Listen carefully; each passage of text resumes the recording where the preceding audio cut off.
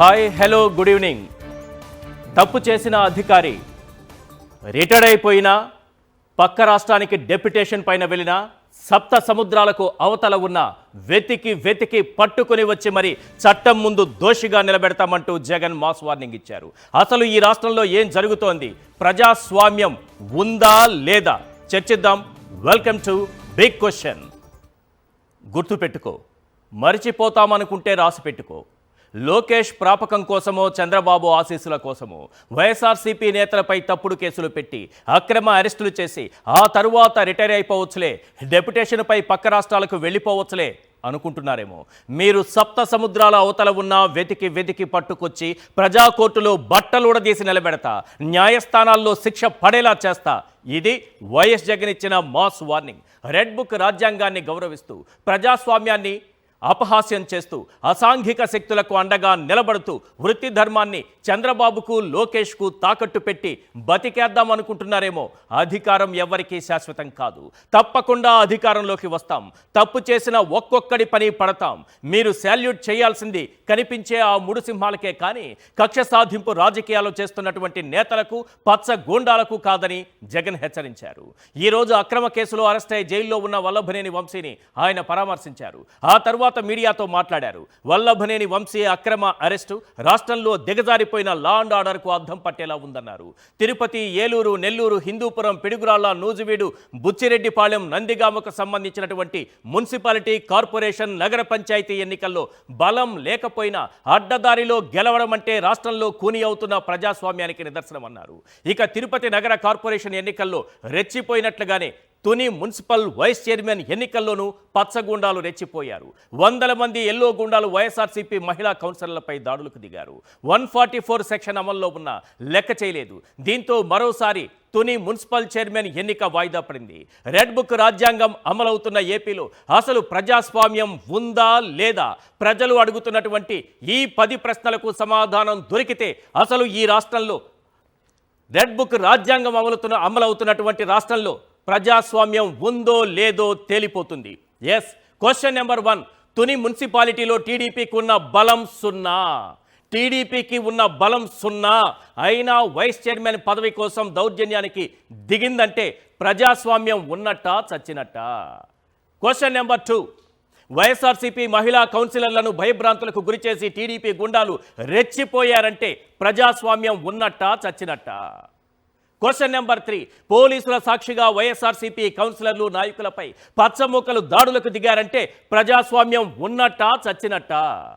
Question number 4. TDP బలం 0 ఉన్న ఎన్నిక జరగకుండా అధికార మదంతో 4 సార్లు వాయిదా వేయించారంటే ప్రజాస్వామ్యం ఉన్నట్టా చచ్చినట్టా? Question number 5. తిరుపతిలో డిప్యూటీ మేయర్ ఎన్నికలు ఎల్లో గుండాల అరాచకం మరొక ముందే తునిలోనూ అదే జరిగిందంటే ప్రజాస్వామ్యం ఉన్నట్టా చచ్చినట్టా? Question number 6. ఒక్క మున్సిపాలిటీలో కానీ, కార్పొరేషన్లో కానీ బలం లేకున్నా అడ్డదారిలో ఎన్నికల్లో గెలుస్తున్నారంటే ప్రజాస్వామ్యం ఉన్నట్టా చచ్చినట్టా? Question number 7. దాడులు, దౌర్జన్యాలతో రెచ్చిపోతున్న పచ్చగూండాలకు పోలీసులు, అధికారులు కూడా అండగా నిలుస్తున్నారంటే ప్రజాస్వామ్యం ఉన్నట్టా చచ్చినట్టా? Question number 8. తండ్రి కొడుకులే కుట్రలు చేసి ఎల్లో గూండాలను ఉసిగొల్పి చిన్న ఎన్నికల్లోనూ దారుణాలు చేస్తున్నారంటే ప్రజాస్వామ్యం ఉన్నట్టా చచ్చినట్టా? Question number 9. నాడు ప్రతి వేదికపై నీతులు, ప్రవచనాలు వల్లించిన పవన్ కళ్యాణ్ ఈ దాడులు, దౌర్జన్యాలపై నోరు మెదపలేదంటే ప్రజాస్వామ్యం ఉన్నట్టా చచ్చినట్టా? Question number 10. కొనుగోళ్లు, బెదిరింపులతో అడ్డదారిలో పదవులు కొట్టేస్తూ టీడీపీ ఒక హ్యాబిచువల్ అఫెండర్గా మారిపోయిందంటే ప్రజాస్వామ్యం ఉన్నట్టా చచ్చినట్టా? ప్రజలు అడుగుతున్నటువంటి ఈ 10 ప్రశ్నలకు సమాధానం రావాల్సినటువంటి అవసరం ఉంది. ఈరోజు వల్లభనేని వంశీని జైల్లో పరామర్శించడానికి వెళ్ళిన జగన్మోహన్ రెడ్డి ఈరోజు అధికారులు, ముఖ్యంగా పోలీస్ అధికారులు ప్రవర్తిస్తున్నటువంటి విధానం వాళ్ళు శాల్యూట్ చేయాల్సింది 3 సింహాలకే కానీ లోకేష్ లేకపోతే చంద్రబాబు చేస్తున్నటువంటి ఈ దౌర్జన్యాలకు, అక్రమాలకు, లేకపోతే రెడ్ బుక్ రాజ్యాంగానికి కాదని చాలా సూటిగా చెప్పారు జగన్మోహన్ రెడ్డి గారు. పోలీసులు ఎవరైతే అక్రమాలకు పాల్పడుతున్నారో వారికి మాత్రమే ఆయన ఇచ్చినటువంటి మాస్ వార్నింగ్ ఒక్కసారి స్క్రీన్ పైన చూద్దాం. నేను ఇవాళ ఒకటే చెప్తా ఉన్నా, ప్రతి పోలీసు వ్యక్తికి కూడా చెప్తా ఉన్నా, మీ టోపీ మీద ఉన్న 3 సింహాలకు కనిపించే ఆ సింహాలకు సెల్యూట్ కొట్టడం మొదలుపెట్టండి. తెలుగుదేశం పార్టీ నాయకులకు సెల్యూట్ కొట్టడం మొదలుపెట్టి వీళ్ళు చెప్పినట్టుగా చేయడం మొదలుపెట్టి అన్యాయాలు చేయడం మొదలు పెడితే మాత్రం ఎల్లకాలం తెలుగుదేశం పార్టీ ప్రభుత్వమే ఉండదు అని చెప్పి ఇవాళ ప్రతి అధికారికి కూడా నేను తెలియజేస్తా ఉన్నా. రేపొద్దున మళ్ళీ మా అధికారం వస్తుంది. వచ్చినప్పుడు అన్యాయం చేసిన వీళ్ళందరినీ, వీళ్ళ అధికారులందరినీ, అన్యాయం చేసిన ఈ నాయకులందరినీ కూడా బట్టలు కూడా తీసి నిలబెడతామని చెప్పి కూడా ఈ సందర్భంగా తెలియజేస్తా ఉన్నాను. ఎవడిని వదిలిపెట్టేది ఉండదు. ఇదే వంశీని అరెస్ట్ చేసేటప్పుడు సిఐ అన్నాడట, నేను 1.5 సంవత్సరంలో రిటైర్ అయిపోతాను అని చెప్పి. రిటైర్ అయిపోయినా కూడా సప్త సముద్రాల అవతల ఉన్నా కూడా మొత్తం అందరినీ కూడా పిలిపిస్తామని చెప్పి కూడా ఈ సందర్భంగా చెప్తా ఉన్నా. చట్టం ముందు నిలబడేట్టుగా చేస్తాం, బట్టలు ఊడదీస్తాం, న్యాయం జరిగేట్టుగా చేస్తాం అని ప్రతి ఒక్కరికి కూడా తెలియజేస్తా ఉన్నాం. ఈ మాదిరిగా అన్యాయం చేయడం మొదలు పెడితే మాత్రం ఖచ్చితంగా ప్రజలు, దేవుడు ఇద్దరు కూడా వీళ్ళను శిక్షించే కార్యక్రమం ఖచ్చితంగా జరుగుతుందని చెప్పి సందర్భంగా మరొక్కసారి వీళ్ళందరికీ కూడా చెప్తా ఉన్నాం. అన్యాయంలో భాగస్వాములు కావద్దండి. మీ టోపీ మీద ఉన్న సింహాలను గౌరవించండి, వాటికి సెల్యూట్ కొట్టండి, మీ వ్యక్తిత్వాన్ని కాపాడుకోండి అని చెప్పి ఈ ప్రతి అధికారికి కూడా ఈ సందర్భంగా తెలియజేస్తా ఉన్నాం.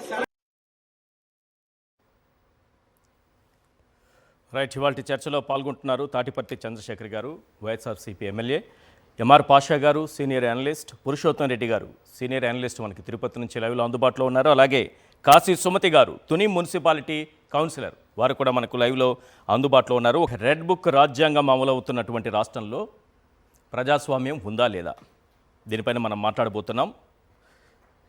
చంద్రశేఖర్ గారు, వంశీ అరెస్టు విషయంలో సత్యవర్ధన్ న్యాయమూర్తి ముందు వాంగ్మూలం ఇచ్చిన తర్వాత, ఒక వాంగ్మూలం ఇస్తే న్యాయమూర్తి ముందు ఆ స్టేట్మెంట్ రికార్డ్ అయితే మళ్ళీ మార్చడానికి కూడా ఏముంటుంది, కానీ మళ్ళీ దాన్ని కిడ్నాప్ కేసు కిందకు మార్చి వంశీని అరెస్ట్ చేసినటువంటి విధానం. ఈ సందర్భంగా జగన్మోహన్ రెడ్డి గారు ఆయన పరామర్శించిన తరువాత ఒక వార్నింగ్ ఇచ్చారు. ఎవరైతే తప్పులు చేస్తున్నారో వారికి, ఎవరైతే అక్రమాలకు పాల్పడుతున్నారో వారికి మాత్రమే. పోలీసుల వ్యవహార శైలి ఏపీలో ఏ విధంగా ఉంది? అందరికీ నమస్కారం సార్.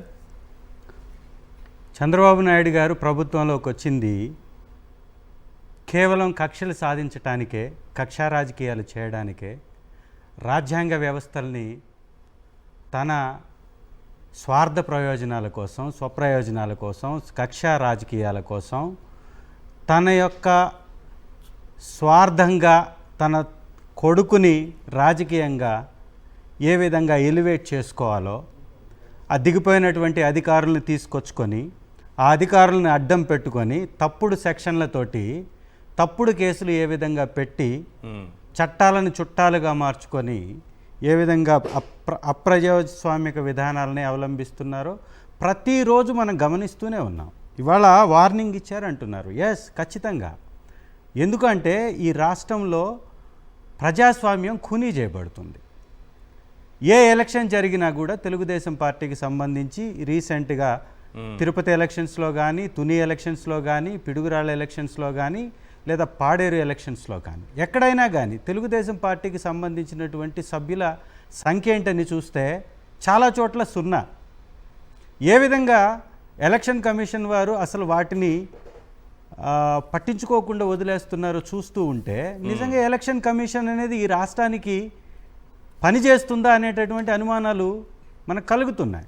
నిజం మీరు చెప్పింది. ఈ రాష్ట్రంలో నెల్లూరు నగరపాలక సంస్థ 0, Piduguralla municipality TDP 0, Tuni TDP 0. Yes, కానీ పిడుగురాళ్ళ దక్కించుకుంది అని ఎలక్షన్ కమిషన్ వారే ప్రకటిస్తారు.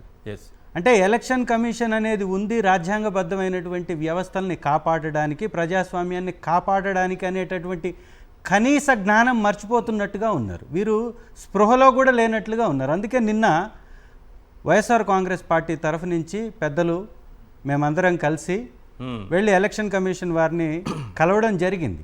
కలిసి వినతి పత్రం కూడా ఇచ్చాను నేను.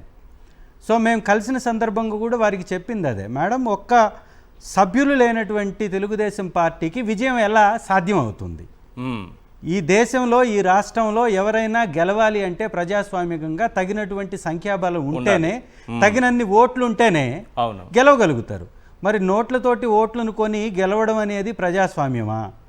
ఎవరైతే వైఎస్ఆర్ కాంగ్రెస్ పార్టీ తరఫున నిలబడుతున్నారో వాళ్ళ ఇళ్లని కూల్చివేస్తూ వాళ్ళని కిడ్నాపులు చేస్తూ వాళ్ళ మీద దాడి చేస్తూ వాళ్ళని బెదిరించి బామాలి భయపెట్టి ప్రతి విధంగా వారిని లోబరుచుకుంటూ ఎలక్షన్ చేస్తుంటే మీరు దీన్ని ఎలా యాక్సెప్ట్ చేస్తున్నారు? మీకంటూ అనిపించదా తప్పు చేస్తున్నామేమో అనేటటువంటి స్పృహ ఉండదా అని అడిగితే వారు సమాధానం చెప్పకుండా దాటవేసేటటువంటి ప్రయత్నం. పదే పదే వారి తలుపు తట్టుతున్నా కూడా ఎలక్షన్ కమిషన్ అనేది నిమ్మకి నీరెత్తనట్టు ఎందుకు ఉంది ఉంటే కేంద్రంతో పొత్తులో ఈ ప్రభుత్వం ఉంది. కేంద్రంలో ఉన్నటువంటి వ్యవస్థల్ని కేంద్ర సంస్థల్ని వీరి చేతిలో జేబు సంస్థలుగా మార్చుకొని రాజ్యాంగాన్ని తూట్లు పొడుస్తూ రక్తపాతాన్ని సృష్టిస్తున్నటువంటి ఈ యొక్క కూటమి ప్రభుత్వంకి ఇంతకంటే మేము చేయగలిగింది ఏముంటుంది? అంటే రెడ్ బుక్ రాజ్యాంగాన్ని అమలు చేయడంలో పవన్ కళ్యాణ్ బీజేపీ ఇవి కూడా భాగస్వాములా? ఖచ్చితంగా భాగస్వాములు. పవన్ కళ్యాణ్ అనే వ్యక్తి ఇవాళ వారు చేస్తున్నటువంటి కార్యక్రమాలు ఏంటి సార్? మొట్టమొదట మా ప్రభుత్వం వస్తే సుగాలి ప్రీతి కేసుని టేకప్ చేసేసి క్లియర్ చేస్తానన్నాడు. ఏంటి ఈరోజు 30,000 మంది తప్పిపోయినటువంటి ఆడబిడ్డల్ని తీసుకొచ్చి వారి కుటుంబాల దగ్గరికి చేరుస్తానన్నారు. ఏమైంది?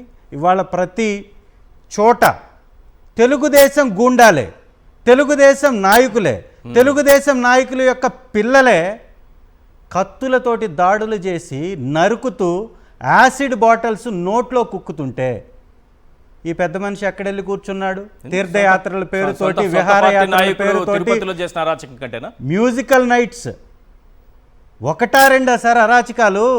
రోడ్డు మీద ఒకడు కారు కేసు కొట్టి అమ్మాయిని చంపేస్తాడు గుంటూరులో. ఇంకొకడు ఎమ్మెల్యే, తెలుగుదేశం ఎమ్మెల్యే నా పక్కకులో రమ్మని అడుగుతాడు. ఇంకొక తెలుగుదేశం ఎమ్మెల్యే సరసాలాడుతూ దొరికిపోతాడు. ఇంకొక తెలుగుదేశం ఎమ్మెల్యే ఒక సర్పంచ్ని బెదిరిస్తాడు, లైంగికంగా వేధిస్తాడు. ఇంకొక జనసేన నాయకుడు ఏకంగా 400 మందితోటి నేను అక్రమ సంబంధం పెట్టుకుంటా, నాకు రోజుకొక అమ్మాయి కావాలని బాహాటంగా మాట్లాడతాడు. ఆడబిడ్డల్ని బెదిరిస్తాడు.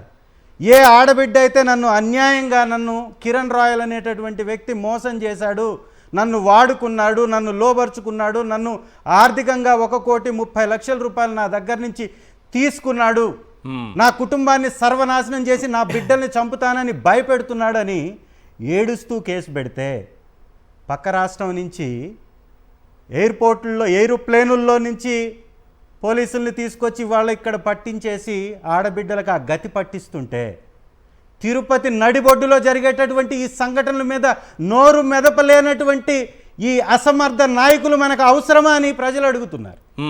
3 నాయకులు, ఒకరు కాదు, ఇద్దరు కాదు, 3 పనికిరానటువంటి నాయకులు, పని చేయలేనటువంటి నాయకులు, పేదల పట్ల కనీస ప్రేమ లేనటువంటి నాయకులు. ఈరోజు 9 నెలలు కంప్లీట్ అయిన సందర్భంగా నేను అడుగుతున్నాను కూటమి నేతల్ని, ఒక్క పని మీరు సక్రమంగా చేశారా అని అడుగుతున్నాం. ఇవాళ వల్లభనేని వంశీ గారిని అరెస్ట్ చేసినటువంటి తీరు, ఏ విధంగా దుర్మార్గంగా మీరు మీ యొక్క పెత్తనంని, మీ యొక్క ఆధిపత్యాన్ని, మీ యొక్క అధికారాన్ని దుర్వినియోగం చేస్తున్నారో కనపడిపోతుంది కదా. సత్యవర్ధన్ అనేటటువంటి వ్యక్తి నాకు సంబంధం లేదు, నేను కేసు పెట్టలేదు, నేను ఎస్సీ ఎస్టీ కేసు అసలు పెట్టలేదు, వంశీ అనేటటువంటి వ్యక్తి అక్కడ లేనే లేడు, నేను ఆ రోజు ఆ సందర్భంలో అక్కడ లేను, సాక్ష్యం కోసం నా మీద నాతోటి తెల్ల పేపర్ మీద సంతకం తీసుకొని ఒక తప్పుడు కేసు బనాయించారని తను జడ్జి గారి ముందు వాంగ్మూలం ఇచ్చారు. జడ్జి గారి ముందు వాంగ్మూలం ఇచ్చినటువంటి డేటు ఫిబ్రవరి 23, 2023. కేసు రీఓపెన్ చేసినటువంటి డేటు 10 జూలై 2024. అంటే దాదాపుగా సంవత్సరం తర్వాత కేసుని రీఓపెన్ చేసి మళ్ళీ తనకి తగినట్టుగా చంద్రబాబు నాయుడు గారు కక్ష తీర్చుకోవటానికి, కక్ష సాధింపు చేయడానికి మాత్రమే బనాయించినటువంటి తప్పుడు కేసు ఇది అనేది సత్యవర్ధన్ మాటల్లోనే కనపడిపోతుంది. ఎక్కడ వల్లభనేని వంశీ గారిని అరెస్ట్ చేశారు, ఎక్కడ సత్యవర్ధన్ అరెస్ట్ చేశారో ఒకసారి గమనిస్తే, సత్యవర్ధన్ విశాఖపట్నంలో ఉంటే వల్లభనేని వంశీ గారిని అరెస్ట్ చేసిన తర్వాత పోలీసులు లాక్కొని వస్తున్నారు అతన్ని. ఎందుకు సత్యవర్ధన్ని అంత బలవంత పెడుతున్నారు పోలీసులు? ఎందుకు పోలీస్ వ్యవస్థ వారు కేవలం ఈ కూటమి నేతలకి కొమ్ము కాస్తున్నారు అంటే వారి యొక్క ఆ డ్యూటీ మరచి ఈ ధన ఆర్జనకి పాల్పడుతున్నటువంటి నాయకులకి ఎందుకు కొమ్ము కాస్తున్నారంటే వారిని లోబర్చుకుంది ఈ కూటమి, వారిని వారి యొక్క సొంత కార్యక్రమాలకు ఉపయోగించుకుంటుంది. అన్నిటికంటే ఇంపార్టెంట్గా ఈ రాష్ట్రంలో జరుగుతున్నటువంటి అన్యాయాల మీద వైఎస్ఆర్ కాంగ్రెస్ పార్టీ ప్రతిరోజు గళమెత్తుతూనే ఉంది. ప్రతి నెల ఒక సెన్సేషన్ కేసు క్రియేట్ చేయటం, ప్రతి నెల వాళ్ళ యొక్క ప్రభుత్వ ఫెయిల్యూర్ని తప్పించేటటువంటి ప్రయత్నం చేయటం, డైవర్ట్ చేసే ప్రయత్నం చేయటం. మీరు దీంట్లోనే బిజీ ఉంటారు. ఇంకా వారం 10 రోజుల పాటు ఈ వంశీ అరెస్ట్లో ఉంటారు. నెక్స్ట్ కొడాలి నాని, పేరు నాని ఇప్పుడే రాస్తున్నారు కదా, ఎల్లో మీడియాలో ముందే రాసేస్తున్నారు ఎవరెవరు అరెస్ట్ కాబోతున్నారని. సో దానిపైకి వెళ్ళిపోతారు, వాళ్ళు చేయాల్సిన డైవర్షన్ జరిగిపోతూనే ఉంటుంది. ఎస్, ఒకసారి పురుషోత్తం రెడ్డి గారితో మాట్లాడదాం. పురుషోత్తం రెడ్డి గారు, జగన్మోహన్ రెడ్డి గారు ఇచ్చినటువంటి వార్నింగ్ అంటే ఎవరైతే ఈ అక్రమాలకు పాల్పడుతున్నారు, అక్రమంగా కేసులు పెడుతున్నారు, అక్రమంగా అరెస్టులు చేస్తున్నారు అంటే వాళ్ళు శాల్యూట్ చేయాల్సింది 3 సింహాలకు కానీ ఏ రెడ్ బుక్ శాల్యూట్ చేసినట్టుగా కనిపిస్తుంది. అలాంటి వాళ్ళ విషయంలో జగన్మోహన్ రెడ్డి గారు ఇచ్చినటువంటి వార్నింగ్ వదిలిపెట్టేది లేదు. మీరు రిటైర్డ్ అయ్యి వెళ్ళిపోయినా, డెప్యుటేషన్ పైన వచ్చిన వాళ్ళు పక్క రాష్ట్రాలకి వాళ్ళ రాష్ట్రాలకు వాళ్ళు వెళ్ళిపోయినా, సప్త సముద్రాలకు అవతలు ఉన్నా తీసుకొస్తాను అంటున్నారు. అరే పోలీసులకే వార్నింగ్ ఇస్తారా మీరని అప్పుడే టీడీపీ నుంచి విమర్శలు కూడా మొదలయ్యాయి. నిజానికి ఇలాంటి వార్నింగ్ ఇవ్వాల్సిందా, ఇవ్వకూడదా? టెక్నికల్గా శాంతంగా ఆలోచిస్తే వార్నింగ్లు ఇవ్వాల్సిన అవసరం లేదు, ఇవ్వకూడదు కూడా. కానీ ఇవ్వాల్సిన పరిస్థితి ఎందుకు వచ్చింది అనేది ముఖ్యంగా అధికారంలో ఉండే వాళ్ళు ఆలోచించాలి. ఎందుకంటున్నారంటే ఇప్పుడు జగన్మోహన్ రెడ్డి గారి ముందు 2 మార్గాలు ఉన్నాయి. ఒకటి, జగన్మోహన్ రెడ్డి గారి ముందైనా వైఎస్ఆర్ కాంగ్రెస్ పార్టీ ముందైనా తమకు లీగల్గా కానీ డెమోక్రటిక్గా కానీ అన్యాయం జరిగినప్పుడు ఆ అన్యాయాన్ని కాపాడాల్సింది ఎవరు, ఆ అన్యాయాన్ని సరిదిద్దాల్సింది ఎవరు? ఇన్స్టిట్యూషన్స్, ఎలక్షన్ కమిషన్ కావచ్చు, లేదా పోలీస్ వ్యవస్థ కావచ్చు, రెవెన్యూ వ్యవస్థ కావచ్చు. ఇవి చేయలేనప్పుడు ఆందోళన చేస్తారు. ఆందోళన కూడా సరిదిద్దే పరిస్థితి వచ్చినప్పుడు ఏం చేస్తారు? అదుపు తప్పిన అధికారులు మేము అవకాశం వస్తే వదిలిపెట్టడం అనే హెచ్చరికలు కూడా ప్రజాస్వామ్యంలో ఒక భాగంగా మారిపోయింది. ఆ యాంగిల్లోనే జగన్మోహన్ రెడ్డి గారు కూడా ఇవ్వాల్సిన పరిస్థితి వచ్చింది. 2 కోణాల్లో చూస్తాను. ఒకటి, జగన్మోహన్ రెడ్డి గారు ఈ హెచ్చరికలు చేయడం ద్వారా ఒక ఆందోళన కలిగిస్తుంది. ముఖ్యంగా నిబద్ధతగా పనిచేసే అధికారంలో ఉండేవాళ్ళు తమకు అనుకూలంగా ఒత్తిడి తేవడం, అదుపు తప్పు ప్రవర్తిస్తే, అభ్యంతరకరంగా ప్రవర్తిస్తే మేము వస్తే ఊరుకోనని ప్రధాన ప్రతిపక్షం, భవిష్యత్తులో అధికారంలో వచ్చే అవకాశం ఉన్న పార్టీ మాట్లాడుతుంటే ఈరోజు అధికారుల పరిస్థితి ఏమైపోతుంది? కాబట్టి అధికార వ్యవస్థ ఎవరి పార్టీకి వాళ్ళు ఇండివిజువల్గా పని చేయాలి, ఇండివిజువల్గా పని చేయించే విధంగా అధికారంలో ఉన్న వాళ్ళు కృషి చేయాలి. లేకపోతే ఏమవుతుంది? వాళ్ళు అదుపు తప్పుతారు, అదుపు తప్పుతారు, రేపు వ్యక్తిగత కక్షలకు పోతే మొత్తం వ్యవస్థ కొలాప్స్ అవుతుంది. అది ఎవరికీ మంచిది కాదు. కాబట్టి అధికారంలో ఉన్న వాళ్ళు అధికార వ్యవస్థను బయాస్డ్గా కాకుండా ఇండిపెండెంట్గా పాడి ఉండాలి. అధికారంలో ఉన్న వాళ్ళు కూడా ఒక దశ దాటిన తర్వాత, ఇప్పుడు ప్రతిపక్షం మీద ఒక ధర్నా చేస్తుంటే అరెస్ట్ చేస్తారు, చిన్న లాఠీ చార్జ్ చేస్తారు, భరిస్తుంది.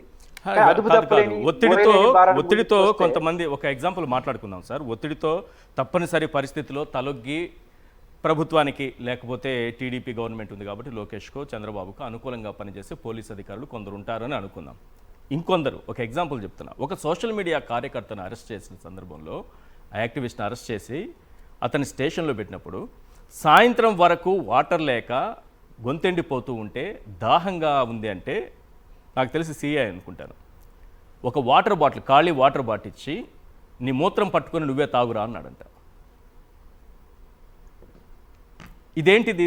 దీన్ని ఎలా చూడాలి? ఖచ్చితంగా ఇప్పుడు ఎవరైతే ఇట్లాంటి ఒకరిద్దరు అధికారులు అత్యుత్సాహంగా ప్రవర్తిస్తున్నారో ఇది డెమోక్రసీని ప్రశ్నిస్తుంది, విచ్చలవిడితనాన్ని ప్రోత్సహిస్తుంది. రేపు చివరకు ప్రజలు ఆందోళన చేసేవాళ్ళు సొంత రక్షణకి ఏర్పాట్లు చేసుకున్నారు అనుకోండి, ప్రమాదకర పరిస్థితులు వస్తాయి కదా. కాబట్టి ఇది ప్రమాదకరం. కాబట్టి అధికారంలో ఉన్న వాళ్ళు అధికారాన్ని ఇండిపెండెంట్ గా పనిచేయించాలి. అధికారంలో ఉన్న అధికారులు కూడా స్వతంత్రంగా పనిచేయాలి. ఇప్పుడు ఎమ్మెల్సీ గారు ఒక మాట చెప్పారు, కొంత సవరణ కూడా.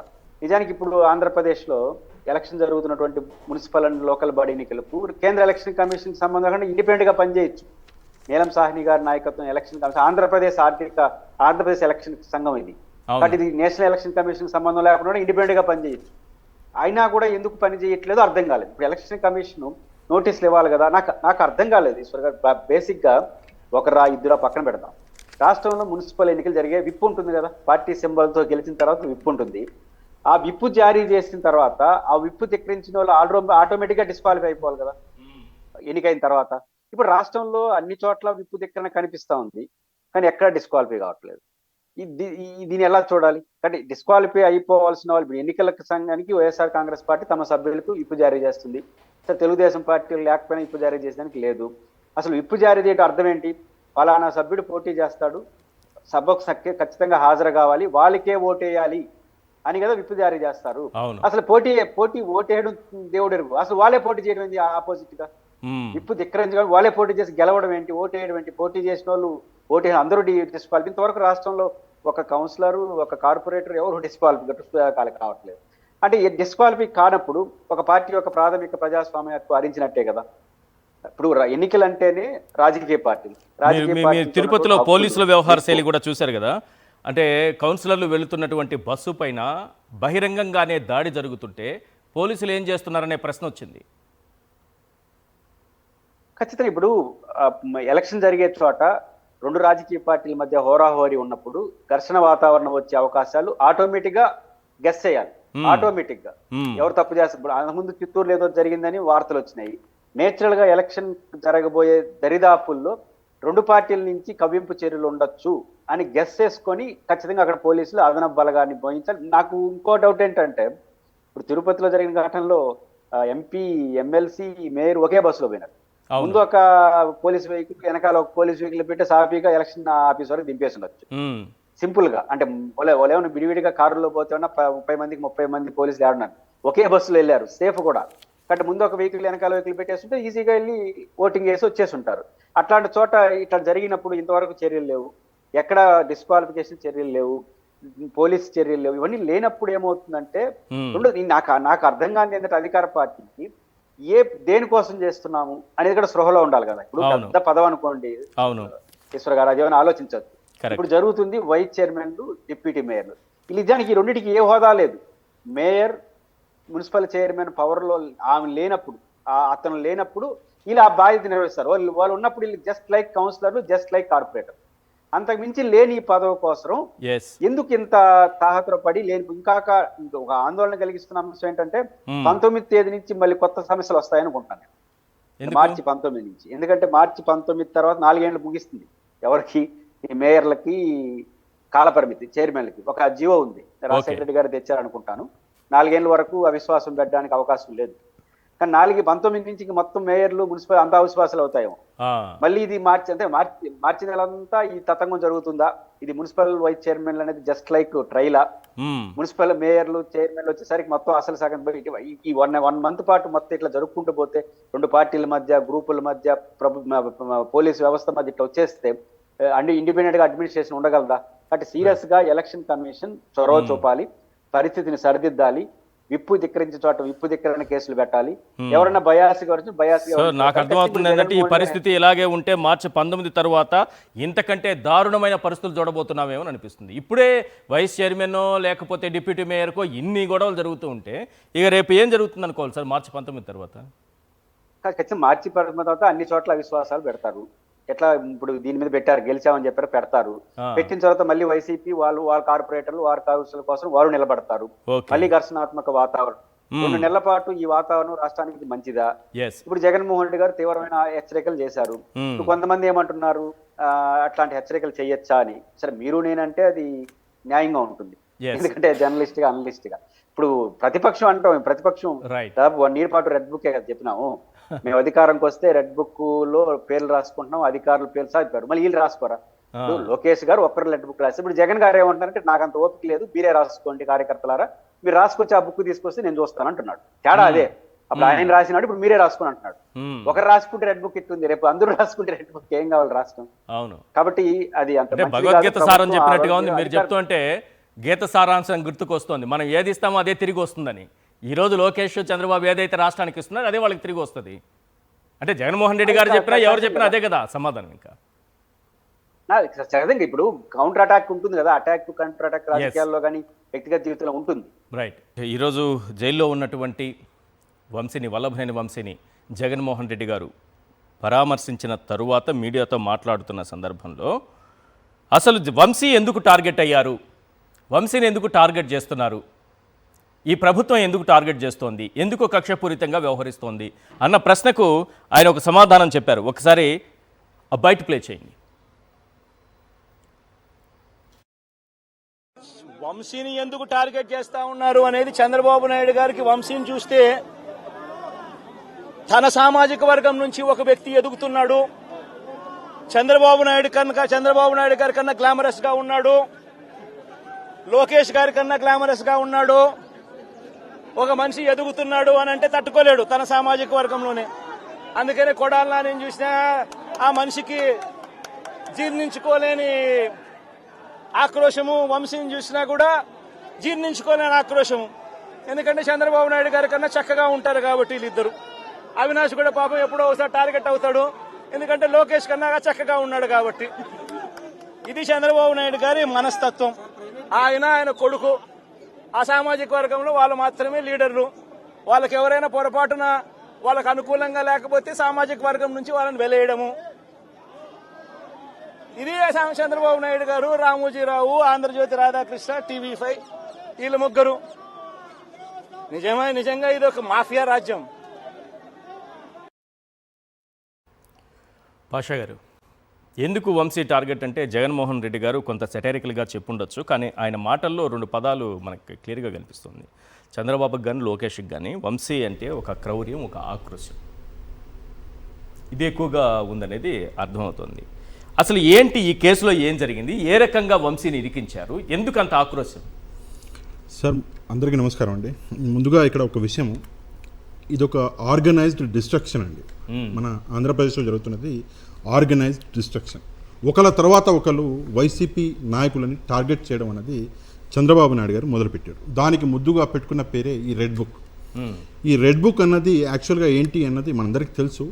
వీళ్ళకి వ్యతిరేకంగా మాట్లాడిన వాళ్ళ పేర్లు అందులో రాసుకొని అధికారంలోకి వచ్చాక రిటైర్డ్ IASలు, సివిల్ సర్వెంట్లను పెట్టి ఒక ఆర్గనైజేషన్ లాంటిది స్థాపించి ఈరోజు వాళ్ళని ఎవరి పేర్లు అయితే రాసుకున్నారో వాళ్ళని టార్గెట్ చేసి మరి ఈరోజు జైళ్ళకి పంపించడం, మనకి జైలుకు పంపించడం ఒకటి కనిపిస్తున్నది.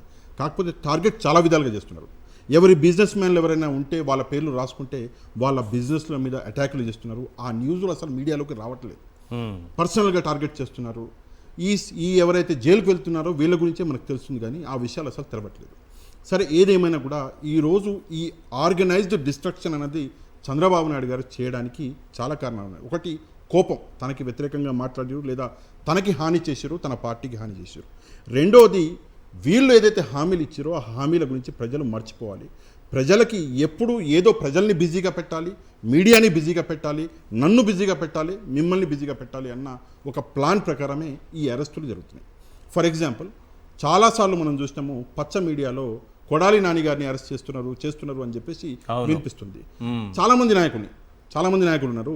అందరినీ కలిపి ఒక రోజు చేయొచ్చు కదా, సింపుల్గా అయిపోద్ది కదా. అందరినీ కలిపి ఒకే రోజు చేయొచ్చు, కానీ చేయరు. ఎందుకంటే ఒక రోజులో చేస్తే సినిమా అయిపోద్ది. దాని తర్వాత మళ్ళీ ఏం డైవర్జన్ ఉండదు కదా. దాని తర్వాత ప్రజలు ప్రశ్నిస్తారు, మా సూపర్ 6 అని చెప్పేసి ప్రశ్నిస్తారు, మీరు ఇచ్చిన 421 హామీస్ అయ్యి అని చెప్పేసి ప్రశ్నిస్తారు. అందుకే ఏంటి అంటే దీనికి ప్రీ ప్లాన్డ్ గా ఇంకో 2-3 నెలల తర్వాత ఇంకొకరు, ఆ తర్వాత ఒక 2-3 నెలల గ్యాప్ ఇంకొకరు, 2-3 నెలల తర్వాత అని గ్యాప్ ఇస్తారని నేను అనుకోను. వంశీ గారి మీద ఇప్పుడైనా కేసులు కాదు, ఇంకా అవుతాయి చూడండి ఈ 15 రోజులు 10 రోజులలో. ఎందుకంటే దీని మీద క్లారిటీ వచ్చేస్తుంది, కోర్టు బెయిల్ ఇస్తుంది. ఇవ్వక ముందే ఇంకో కేసు, అట్లా ఒక 2-3 కేసులు ఇంకా వస్తాయి. ఎందుకు వస్తాయి అంటే వంశీ గారు అంటే మనందరికీ తెలుసు, చాలా గాల్చేసిండు ఎవరిని, లోకేష్ గారు. లోపల చాలా మదనపడ్డాడు లోకేష్ గారు. ఎందుకు వంశీ గారు ఎందుకు చేశారు ఈ పని వల్లభనేని వంశీ గారు అంటే ఆయన టార్గెట్ చేసిండు లోకేష్ గారు. ఇది వల్లభనేని వంశీ గారి తప్పు కాదు, ఇది లోకేష్ గారి తప్పు. ఆయన హరికృష్ణకి జూనియర్ ఎన్టీఆర్కి బాగా సన్నిహితం అనే అక్కడికే వస్తున్నా. లోకేష్ గారికి వల్లభనేని వంశీ అనే వ్యక్తి అంటే పడదు. దీనికి కొన్ని కారణాలు ఉన్నాయి. మొదటి కారణం ఏంటంటే జూనియర్ ఎన్టీఆర్ గారికి, కొడాలి నాని గారికి, వల్లభనేని వంశీ గారికి ఉన్నటువంటి సాన్నిహిత్యం చాలా చాలా అంటే ఫ్రెండ్లీ, అది అందులో ఉంటారు వీళ్ళు. అది కాకుండా హరికృష్ణ గారు ఉన్నప్పుడు ఆయనకి చాలా సన్నిహితులలో ఈయన ఒకడు, కొడాలి నాని గారు ఒకడు. అయితే ఆ బ్యాచ్ అంటే వీళ్ళంటే లోకేష్ గారికి పడదు. అండ్ అది కాకుండా లోకేష్ గారు నేను చెప్పినట్లు వినాలి అని చెప్పేసి ఆయన అదేదైతే ఉందో నేచర్, ఆ నేచర్ వీళ్ళకి కూడా నచ్చదు. ఎవరికి? వల్లభనేని వంశీ గారికి. నేను మీ తండ్రి గారు చంద్రబాబు నాయుడు గారు చెప్తే నేను వింటా, కానీ నువ్వు ఇప్పుడిప్పుడు రాజకీయాల్లోకి వచ్చినావు, నువ్వు చెప్పినా మేము వినాలా అన్నట్లు ఈయన చెప్పినటువంటి కొన్ని మాటలకి నిజంగా లోకేష్ గారు కక్ష అనేది పెంచుకున్నారు. అక్కడి నుంచి ఈ బీజం పడ్డది. సార్ మళ్ళీ మనం ఈ కేసుకు వస్తే, ఈ కేసు గురించి ముఖ్యమైన కొన్ని విషయాలు మాట్లాడాలి. 2023 ఫిబ్రవరి 19 రోజు ఈ ఇష్యూ అన్నది స్టార్ట్ అయింది. సింపుల్గా చెప్తున్నా సార్, ఈ ఇష్యూలో మొత్తం ఇష్యూలో వల్లభనేని వంశీ అనే వ్యక్తి ఎక్కడున్నాడో నాకు ఒకసారి చూపించండి. ఒక్క డాక్యుమెంట్లో, ఒక్క లీగల్ డాక్యుమెంట్లో ఆయన పేరు చూపించండి సార్. ఫస్ట్ అప్పుడు కేసు పెట్టినప్పుడు లేరు, తర్వాత సత్యవర్ధన్తో వీళ్ళు వచ్చిన తర్వాత సత్యవర్ధన్తో పెట్టించినప్పుడు కూడా లేరు. నేను వస్తాను, అక్కడికి కూడా వస్తాను. సింపుల్, ఇక్కడ ఉన్నటువంటి వ్యక్తి ఎవరు అంటే పట్టాభి గారు. సార్ 2022కు ముందు పట్టాభి అనే వ్యక్తి ఎవరో మీకు తెలుసా? మీకు తెలుసా? ఎక్కడ చూసారా? ఎట్లా తెలుసు ప్రజలకి అంటే జగన్మోహన్ రెడ్డి గారి గురించి అనకూడని మాటలని హైలైట్ అయ్యిండు. దాని తర్వాత ఇట్లా వల్లభనేని వంశీ గారు లాంటి వాళ్ళ గురించి మాట్లాడి హైలైట్ అయ్యిండు. ఈరోజు ఈ కేసు వల్ల, ఈ చేసినటువంటి ఇదేదైతే ఈ పని ఉందో దీనివల్ల ఎవరు బాగుపడ్డారు అంటే కేవలం పట్టాభి గారే బాగుపడ్డారు. ఈరోజు పట్టాభి అంటే ఎవరో అందరికీ తెలుసు. పట్టాభి గారికి ఒక పదవి వచ్చింది, దీనివల్ల వచ్చింది. సింపుల్గా చెప్పాలంటే దీనివల్ల పట్టాభి గారికి పదవి వచ్చింది, అంతకంటే ముందు ఎవరికి తెలియదు. అంటే జగన్మోహన్ రెడ్డి గారిని దూషించడము, వైఎస్ఆర్సీపీ శ్రేణుల ఆగ్రహంతో టీడీపీ కార్యాలయం పైన మంగళగిరిలో దాడి చేయడం, అది ఒకటి కలిసి వచ్చింది టీడీపీకి. అవును, ఆ విధంగా చంద్రబాబు నాయుడు గారిని ఎవరు దూషించలేదు అనుకుంటున్నారు. ఇప్పుడు నేను అదే ప్రశ్న అడగాలి. సింపుల్గా పట్టాభి గారు చేసినట్లే భారతదేశం మొత్తంలో, రాష్ట్రం మొత్తంలో మనం కూడా చేద్దామా? మనం కూడా పక్కవాడి మీద బురద చల్దామా? చల్లేసి మనం కూడా అధికారం వాళ్ళు చేసినట్టు ఎట్లా చేస్తారు సార్? నేను అదే అడుగుతున్నా. ఆ స్థాయికి ఎలా నీచంగా దిగజారు? సింపుల్ లాజిక్ని నేను ఆంధ్ర రాష్ట్ర ప్రజలను అడుగుతున్నా. పట్టాభి గారికి పదవి ఎట్లా వచ్చింది? ఎవరిని అనకూడని మాటలు అంటే వచ్చింది? ఈ ప్రశ్నకి సమాధానం ఆంధ్ర రాష్ట్ర ప్రజలు. డీకే బోసు అనేటటువంటి వ్యాకరణాన్ని సృష్టించినందుకు వచ్చి ఉంటుంది. అది ఇంకో విషయం. తెలుగు భాషా కోవిదుడిగా ఆయనకి ఆ చైర్మన్ ఈ కేసులో సింపుల్గా చెప్పాలంటే పట్టాభి గారు వల్లభనేని వంశీ గారిని దూషించాడు. అదేదో పిల్ల సైకో అని, అదని ఇదని దూషించాడు. దాని తర్వాత నేనే గన్నవరం వస్తున్నా అన్నాడు. గన్నవరం పోయాడు. గన్నవరం పోయి పట్టాభి గారు ఏం చేసిండు? అక్కడ ప్రెస్ కాన్ఫరెన్స్ లో దూషించాడు. మళ్ళీ వైసీపీ పార్టీ ఆఫీస్కి వెళ్ళిండు. అక్కడ ఒక సిఐని కొట్టిండు. అక్కడ పార్టీ ఆఫీస్ దగ్గర ఒక పెద్ద ఆయన సీనయ్య, ఆయనని కూడా ఈరోజు జగన్మోహన్ రెడ్డి గారు అంత డీటెయిల్గా చెప్పిండు. అన్నీ చేసింది పట్టాభి గారు అయితే కేసు అన్నది వల్లభనేని వంశీ గారి మీద పడ్డది. సరే, కేసు పడ్డది. నాకు సింపుల్గా ఒక విషయము, ఇందులో ఎవరు కేసు వేసింది అంటే సత్యవర్ధన్ అనే వ్యక్తి 22వ తారీఖు అనుకుంటా, 22వ తారీఖు ఈ కేసు అనేది అప్పుడే వేయడం జరిగింది, ఫిబ్రవరి 22వ తారీఖు. ఆ కేసులో ఆయన రాసిన కంప్లైంట్లో వల్లభనేని వంశీ అన్న పేరుందా? లేదు. ఒకటి. సరే, 161 అప్పుడు ఇచ్చిండు స్టేట్మెంట్, 161లో ఉందా? లేదు. సరే, మళ్ళీ రీఓపెన్ చేసారు కేసు. ఈ రోజు మళ్ళీ స్టేట్మెంట్ 161 తీసుకున్నారు. అదే కొత్త వింత ఇది. సరే, ఇందులోనన్నా ఉందా? లేదు. సరే, ఎందులో కేసు లేదు, అసలు పేరే లేదు వల్లభనేని వంశీ అనే పేరు. ఎందుకు లేదు అంటే దీనికి కారణం ఏంటంటే వల్లభనేని వంశీ అన్న క్యాండిడేట్ అసలు అక్కడ లేడు, ఈ సీన్లోనే లేడు. ఆ సీన్లో లేని క్యాండిడేట్ ఏం చేశారు అంటే ముందు ఈ వ్యక్తిని తీసుకెళ్లి లోపలేయాలి. లోపలేసిన తర్వాత ఒక 2-3 కేసులు అడ్జస్ట్ చేసి మళ్ళీ పంపిస్తాము అని చెప్పి ఎట్లా లోపలేయాలంటే ఈ కేసులో ఒక విక్టమ్ని చేశారు. ఈరోజు Vallabhaneni Vamsi is not an accused, is a victim, క్లియర్గా చెప్పాలంటే. ఒకటి. నెక్స్ట్ వచ్చేసి సార్, ఇందులో కొన్ని విషయాలు ఎంత విచిత్రం అంటే, సార్ సత్యవర్ధన్ ఎవరు? సార్ సత్యవర్ధన్ ఎవరు? కంప్లైంట్ ఇచ్చిన వ్యక్తి. కంప్లైంట్ని ఒక దొంగలాగానో, ఒక స్మగ్లర్ లాగానో, ఒక టెర్రరిస్ట్ లాగానో పట్టుకొని తీసుకెళ్తారా?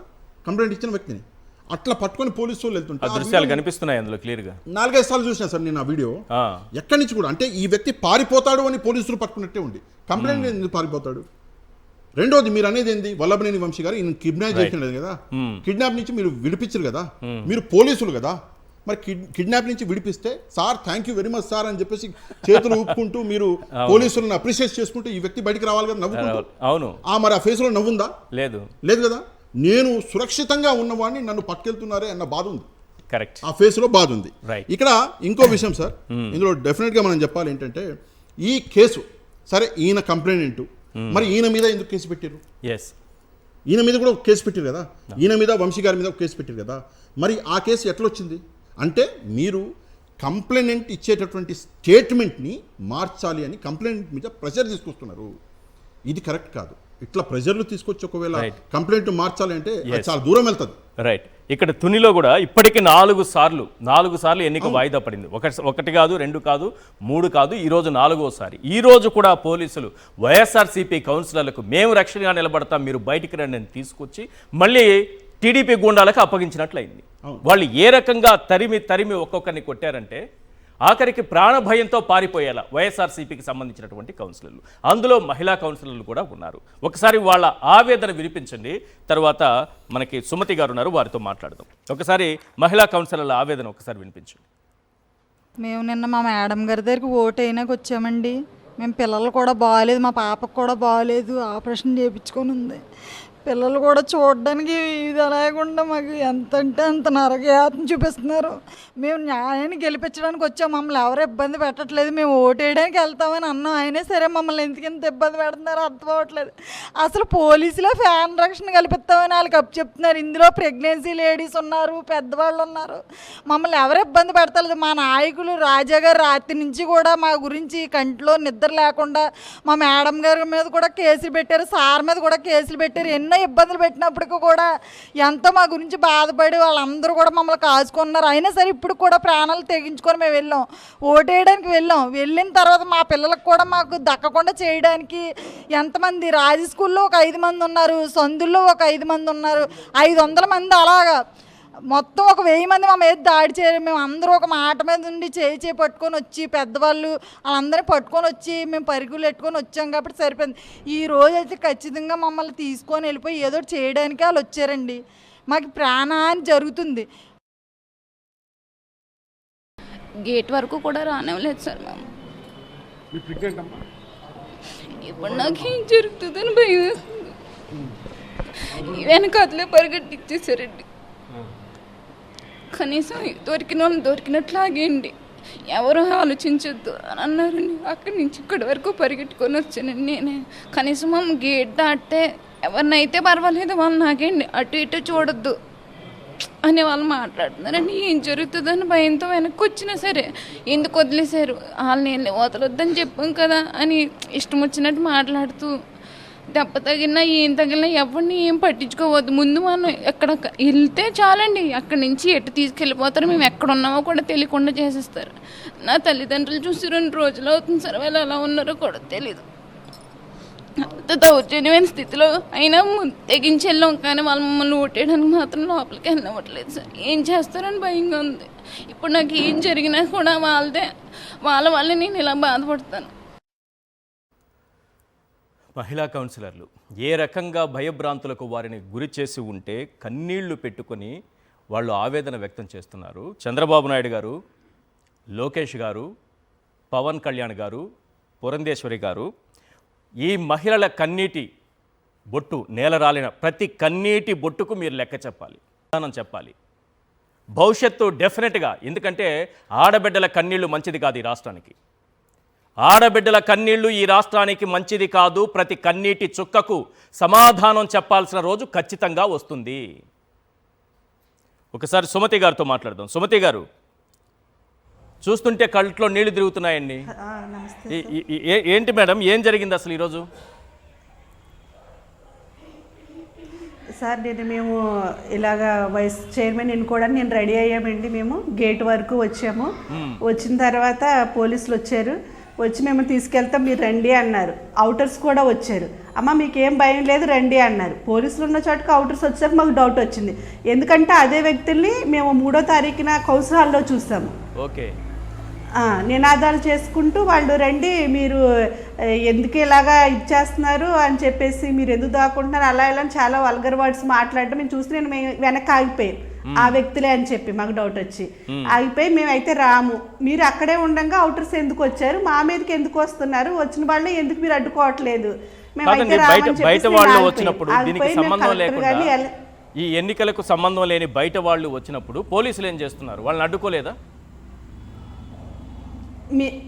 మేము అదే అడుగుతున్నామండి. మీరు ఉండగానే వాళ్ళు మాట్లాడుతున్నారు, వాళ్ళు ఎందుకు అడ్డుకోవట్లేదు, రెండమ్మ మీరు రండి అని వాళ్ళు మాట్లాడుతున్నప్పుడు వాళ్ళని ఎందుకు అడ్డుకోలేదు? ఇది రాజకీయం చాలా కుట్ర జరుగుతుంది, మేమైతే రాము, ఎదరికైతే ఇచ్చే పని లేదు, మాకు ప్రొటెక్షన్ కావాలి, ఫుల్ ప్రొటెక్షన్ కావాలి మాకు అని చెప్పేసి మేము కలెక్టర్ని అడగడం జరిగింది, మరి ఎలక్షన్ కమిషనర్ని అడగడం జరిగింది. సరే మీకు ఒక బస్సు ప్రొటెక్ట్ చేస్తామమ్మా, బస్సు ఇస్తాము, 1/2 కిలోమీటర్తే ఉంటుంది డిస్టెన్స్ మున్సిపల్ కౌన్సిల్ కాలనీకి మాకును, మున్సిపాలిటీకి మాకును, మీరు వెళ్తురుగారని చెప్పారు. ఈరోజు మేము అలాగే రెడీ అయి కూర్చున్నాము. వస్తుంది, బస్సు వస్తుంది, ప్రొటెక్షన్ తోటే వెళ్దాము, ఎన్ని రోజులని ఇలా పోస్ట్ పోన్ చేస్తారు అని చెప్పేసి మేము కూర్చుని ఉన్నాము. ఈ లోపు బస్సు వస్తుందని చెప్పి మేము రెడీ అయి ఉన్నాము, కిందకు వచ్చి ఉన్నాము. బస్సు అయితే రాలేదు. బస్సు రాదమ్మా, మీరే రండి అన్నారు. సార్ అదేంటండి, పెద్దవాళ్ళు ఉన్నారు, ప్రెగ్నెంట్ లేడీ ఉన్నది, వీళ్ళతో ఎలా వస్తామండి, మేము అందుకే కదండి మిమ్మల్ని బస్సు అడిగాము అనేసి అంటే, లేదమ్మా బస్సుకి అడ్డంగా పడిపుండిపోయారు, బస్సు రావట్లేదు అన్నారు. మేము ఉన్నాం కదా, మేము మిమ్మల్ని తీసుకెళ్తాం, మేము ప్రొటెక్ట్ చేస్తాం అన్నారు.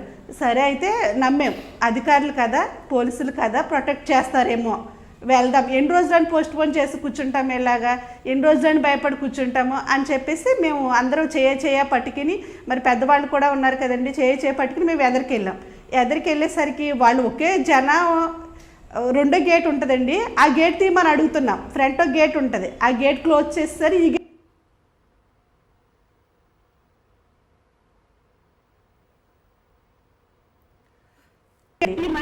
మేము ఎలా వెళ్తాము? 1000 మంది ఎక్కడ, మేము 10 మంది ఆడవాళ్ళము, 7 మగవాళ్ళము. మా మనుషులు రాకూడదు అన్నారు. మాకు 144 సెక్షన్ పెట్టారు.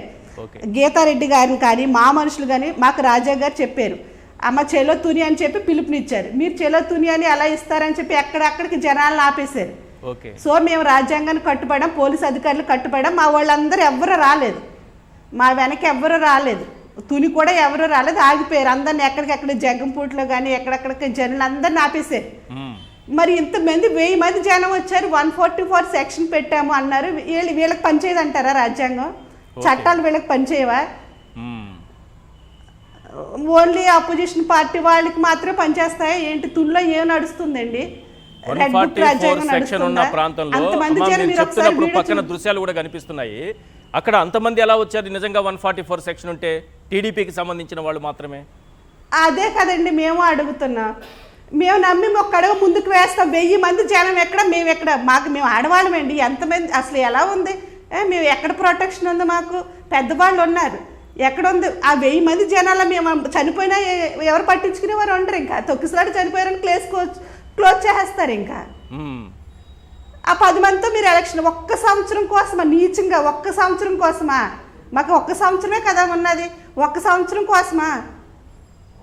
ఆ సంవత్సరం కూడా పోగొట్టుకోరేమో, ప్రజాస్వామ్యం తినేస్తారేమో. కాదు మేడం, అసలు తునిలో మొత్తం 30 స్థానాలకు ఒకటైనా గెలిచిందా గతంలో ఎన్నికలు జరిగినప్పుడు? ఒక్క స్థానం కూడా టీడీపీ 30కి 30 వచ్చిందండి. మేము 30కి 30 వైఎస్ఆర్సీపీ గెలిచింది. లేదండి, వాళ్ళకున్నది 0. అవునండి, 0 ఉన్నా సరే వాళ్ళు ఏదో ఒక రకంగా వైస్ చైర్మన్ పదవి కొట్టేయాలని ఎలా సాధ్యం అవుతుంది అది? అవునండి, అదే కదండి, అది సాధ్యం అవుదనే కదా. ఎక్కడెక్కడో బిల్స్ పెట్టుకున్నారు, మేమే ఉన్నాము. ఎక్కడెక్కడో బిల్స్ పెట్టి 2016, 17 బిల్స్ పెట్టుకుని అవన్నీ చేసుకుందామంటే మేము ఒప్పుకోలేదు. మేము సైన్ చేయమన్నాం. మేము వాటికైతే ఒప్పుకోము, మేము సైన్ చేయమన్నాం. అందుకోసం అని చెప్పి వాళ్ళ మనుషులు కావాలి కౌన్సిల్ హాల్లో, వాళ్ళు చైర్మన్గా ఉండాలి, వాళ్ళు వైస్ చైర్మన్గా ఉండాలి అని చెప్పేసి మాకు వాళ్ళకి కోరు సరిపడేంత వరకు మమ్మల్ని టార్గెట్ చేసి ఇలా పరిగెట్టిస్తారా? ఆ 2nd మంత్ ప్రెగ్నెంట్తో ఉన్న ఆమె 8 years తర్వాత కన్సీవ్ అయింది, ఇంటికాడ ఉండిపోతాను అన్నది. సరే అని చెప్పి ఉండిపోమన్న తర్వాత మళ్ళీ లేదు నేను వస్తాను, ఇలా పార్టీ ఇప్పుడు అవసరం ఉంది, ఓటు అవసరం ఉంది, నేను వస్తాను అని చెప్పేసి తను ముందుకు రావడం జరిగింది. వచ్చిన తర్వాత కూడా అమ్మ ఇంతమంది జనాలు ఉన్నారు, నువ్వు ఆగిపోమని రాజాగారు చెప్పారు. లేదండి నేను వస్తానండి, ఒక ఓటు కూడా చాలా వాల్యుబుల్, నేను వస్తానండి అని వచ్చింది. ఆమె కూడా పరిగెట్టించింది, ఆమె కూడా పరుగులు పట్టింది. పెద్ద వయసు ఉన్న వాళ్ళు పరుగులు పెట్టించారు. ఎక్కడుందండి స్వతంత్రం? ఎక్కడుందండి ఆడవాళ్ళకి రక్షణ? ఫ్రీ బస్సు అని చెప్పారు, ఆడవాళ్ళకి మేము ఫ్రీ బస్సులు వేయించేస్తామన్నారు. ఒక్క బస్సు మా కోసం ఇవ్వలేకపోయారు. బస్సుకి అడ్డంగా పడుకుంటూ పోయారని చెప్తున్నా. అడ్డంగా పడుకునే వాళ్ళు మీరు తీయలేరా? Yes, correct. కానీ మేడం, మహిళా కౌన్సిలర్లు అని కూడా గౌరవం లేకుండా మాట్లాడారా టీడీపీ నాయకులు? వాళ్ళు ఏదో చాలా పరుష పదజాలంతో బూతులతో రెచ్చిపోయారంటున్నారు. అవునండి, అదే ఎవరు దొరికితే వాళ్ళని లాగేయండి అని చెప్పేసి మాట్లాడడం జరిగింది. ఆ మనిషిని పట్టుకోండి, ఈ మనిషిని పట్టుకోండి, అందుకే కదండి అంత ఫోర్స్గా మేము వెనక్కి వచ్చడం జరిగింది. ఓకే, ఒకసారి వచ్చి మీరు ఈ గేట్ అన్నా తీయండి, ఈ గేట్ అన్నా మేము లోపలికి వెళ్తామని అడిగాం. రైట్. వీళ్ళు ఎలాంటి వాళ్ళని చెప్పడానికి ఒక ఎగ్జాంపుల్ సార్ నేను చూపిస్తాను. తిరుపతిలో దాడి చేసినటువంటి వ్యక్తి, తిరుపతిలో కార్పొరేటర్లందరూ వెళుతున్నటువంటి బస్సు పైన దాడి చేసినటువంటి వ్యక్తికి సంబంధించిన దృశ్యాలు చూడండి. అదే సమయంలో అతను లోకేష్తో ఉన్నారు. లోకేష్తో అతను ఉన్నటువంటి దృశ్యాలు. శంకర్ యాదవ్ టీడీపీ నాయకుడు శంకర్ యాదవ్, ఒక్కసారి ఆ ముఖాన్ని చూడండి. అంటే ఎటువంటి గూండాలను ప్రోత్సహిస్తున్నారు, ఏ రకంగా గూండాలను ప్రోత్సహిస్తున్నారో ఒక్కసారి చూడండి. రౌడీలను ఎట్లా ప్రోత్సహిస్తున్నారో చూడండి. లోకేష్ గారికి సమాధానం చెప్పాలి. అతనికి ఏమైనా శిక్ష పడిందా? అతని పైన ఏమైనా కేసు పెట్టారా? అతన్ని ఏమైనా అరెస్ట్ చేశారా? ఎవరి ప్రోద్బలంతో ఆ రోజు అతను వైఎస్ఆర్సీపీకి సంబంధించినటువంటి సభ్యులు వెళుతున్నటువంటి బస్సు పైన దాడి చేసి మహిళల గాజులు పగలగొట్టి పవిత్ర పుణ్యక్షేత్రం తిరుపతిలో వెంకటేశ్వర స్వామి పాదాల చెంత, తిరుమలలో వెంకటేశ్వర స్వామి ఉన్నారు, ఆయన పాదాల చెంత తిరుపతిలో జరిగినటువంటి ఘోరం ఇది. అదే శంకర్ యాదవ్ చూడండి ఎక్కడున్నారు. లోకేష్ గారితో చట్టాపట్టాలు. ఎవరి ప్రోద్బలంతో, ఎవరి అనుమతితో, ఎవరి ఆర్డర్స్తో ఈ రకంగా ప్రవర్తిస్తున్నారో అర్థం చేసుకోవచ్చు. ఇంకొక ముఖ్యమైన విషయం, ఒకసారి రాష్ట్రంలో ఈరోజు జరిగినటువంటి వైస్ చైర్మన్ కానీ లేకపోతే డిప్యూటీ మేయర్ కానీ ఈ పదవుల కోసం ఇంత దౌర్జన్యం దాడులు చేస్తున్నారు కదా, మహిళల్ని కూడా లెక్క చేయకుండా వారిపైన దాడులు చేస్తున్నారు కదా, చీరలు లాగుతున్నారు కదా, గాజులు పగలగొట్టారు కదా, బూతులు తిట్టారు కదా. అసలు వీళ్ళకు ఉన్నటువంటి బలం, ప్రజలు ఇచ్చినటువంటి బలం, నిజంగా ఎన్నిక జరిగిన రోజున వీళ్ళ బలం ఏంటో ఒక్కసారి చూద్దాం. వీళ్ళ బలం ఏంటో చూస్తే ప్రజాస్వామ్యం సిగ్గుతో తలదించుకోవాల్సి వస్తుంది. వైస్ చైర్మన్ పదవి కోసం ఈ స్థాయికి దిగజారాలా? డిప్యూటీ మేయర్ కోసం ఈ స్థాయికి దిగజారాలా? మీ బలం ఎంత? మీకు ప్రజలు ఇచ్చినటువంటి ఓట్లు వేసినటువంటి ఓట్లన్నీ, మీకున్నటువంటి సంఖ్య ఎంత, మీ బలం ఎంత, మీరు అడ్డదారిలో ఏ రకంగా గెలుస్తున్నారనడానికి కొన్ని ఎగ్జాంపుల్స్ నేను స్క్రీన్ పైన చూపిస్తాను. ఒక్కసారి చూడండి. తిరుపతి 48 స్థానాలు వైఎస్ఆర్సీపీ గెలుచుకుంటే టీడీపీ గెలిచింది ఒక్కటి. కనీసం 3 వచ్చినా ఏదో 3 ఇట్లా పెట్టుకున్నా తిరిగేవాళ్ళు. ఒక్కటి. ఇప్పుడు డిప్యూటీ మేయర్కి ఎన్నిక జరిగితే అడ్డదారిలో టీడీపీ గెలుస్తుంది. ఒక్కటి గెలిచిన పార్టీ గెలుస్తుందా సార్? సాధ్యమేనా అది? కానీ టీడీపీ గెలుస్తుంది. ఎలా గెలుస్తుంది? పోలీసులు మన చేతిలో ఉంటారు, అధికారులు మన చేతిలో ఉంటారు, రెడ్ బుక్ రాజ్యాంగం మన చేతిలో ఉంటుంది. ఈజీగా మనకి డిప్యూటీ మేయర్ దొరికిపోతుంది. నెక్స్ట్ ఏలూరు 47 స్థానాలు వైఎస్ఆర్సీపీ గెలిస్తే కేవలం 3. ఇప్పుడు డిప్యూటీ మేయర్కి 2 జరిగితే అడ్డదారిలో టీడీపీ గెలిచింది. ఇంతకంటే దుర్మార్గం ఉంటుందా? నెక్స్ట్ నెల్లూరు నగరపాలక సంస్థ, హిందూపురం నెల్లూరు నగరపాలక సంస్థ టీడీపీకి ఉన్నవి 0. టీడీపీకి ఉన్నవన్నీ 0. గుండు 0. ప్రజలు ఇచ్చింది గుండు 0. ఈ గుండు 0ను అడ్డం పెట్టుకొని ఈరోజు అధికారం చేతిలో ఉంది కదా అని డిప్యూటీ మేయర్ పదవి కొట్టేశారు. ఎవరు? గుండు 0 గాళ్ళు. ఒక్కసారి చూడండి, ఆటదారిలో టీడీపీ గెలిచింది. నెక్స్ట్ హిందూపురం డాకు మహారాజు గారు రెచ్చిపోయారు. డాకు మహారాజు గారు రెచ్చిపోవడంతో 29 స్థానాలు వైఎస్ఆర్సీపీకి ఉంది, కేవలం 6 అంటే 6 టీడీపీకి ఉంది. కానీ చైర్మన్ పదవిని అడ్డదారిలో కొట్టేశారు. ఇది ప్రజాస్వామ్యం. ఈ ప్రజాస్వామ్యంలో కూటమిలో మన పవన్ కళ్యాణ్ గారు కూడా భాగస్వామ్యం. వారు బయటికి రారు, వేషం వేసుకొని తిరుగుతూ ఉంటారు. మరి ఎలా గెలుస్తారు? సనాతన ధర్మంలో చెప్పరా? ధర్మం, నీతి, నిజాయితీ ఇవన్నీ ఉండవా సనాతన ధర్మంలో? ధర్మాన్ని పాటించాలి కదా, ఆచరించాలి కదా. ఎక్కడుంది ధర్మం? అధర్మం పెచ్చిరెళ్ళిపోతే సనాతన ధర్మం ఉన్న వాళ్ళైనా ప్రశ్నించాలి కదా. నెక్స్ట్ పిడుగురాళ్ల నూజివీడు. పిడుగురాళ్లలో 33 వైఎస్ఆర్సీపీ, టీడీపీ 0. వైస్ చైర్మన్ పదవి కోసం జరిగిన ఎన్నికలో అడ్డదారిలో టీడీపీ గెలిచింది. నూజివీడు 25 వైఎస్ఆర్సీపీ, 7 టీడీపీ. చైర్మన్ పదవికి జరిగిన ఎన్నికలో అడ్డదారిలో టీడీపీ గెలిచింది. నెక్స్ట్ బుచ్చిరెడ్డిపాళెం నందిగామ. బుచ్చిరెడ్డిపాళెంలో 18 YSRCP, 2 TDP. Vice chairman 2 vice chairman పదవులకి అక్కడ ఎన్నిక జరిగింది, అడ్డదారిలో టీడీపీ గెలిచింది. నందిగామ 13 వైఎస్ఆర్సీపీ, 6 టీడీపీ. చైర్మన్ పదవికి ఎన్నిక జరిగింది, అడ్డదారిలో టీడీపీ గెలిచింది. నెక్స్ట్ పాలకొండ నగర పంచాయతీ 17 స్థానాలు వైఎస్ఆర్సీపీకి ఉంది, 3 స్థానాలేమో టీడీపీకి ఉంది. చైర్మన్కి ఎన్నిక జరగాల్సి ఉంది.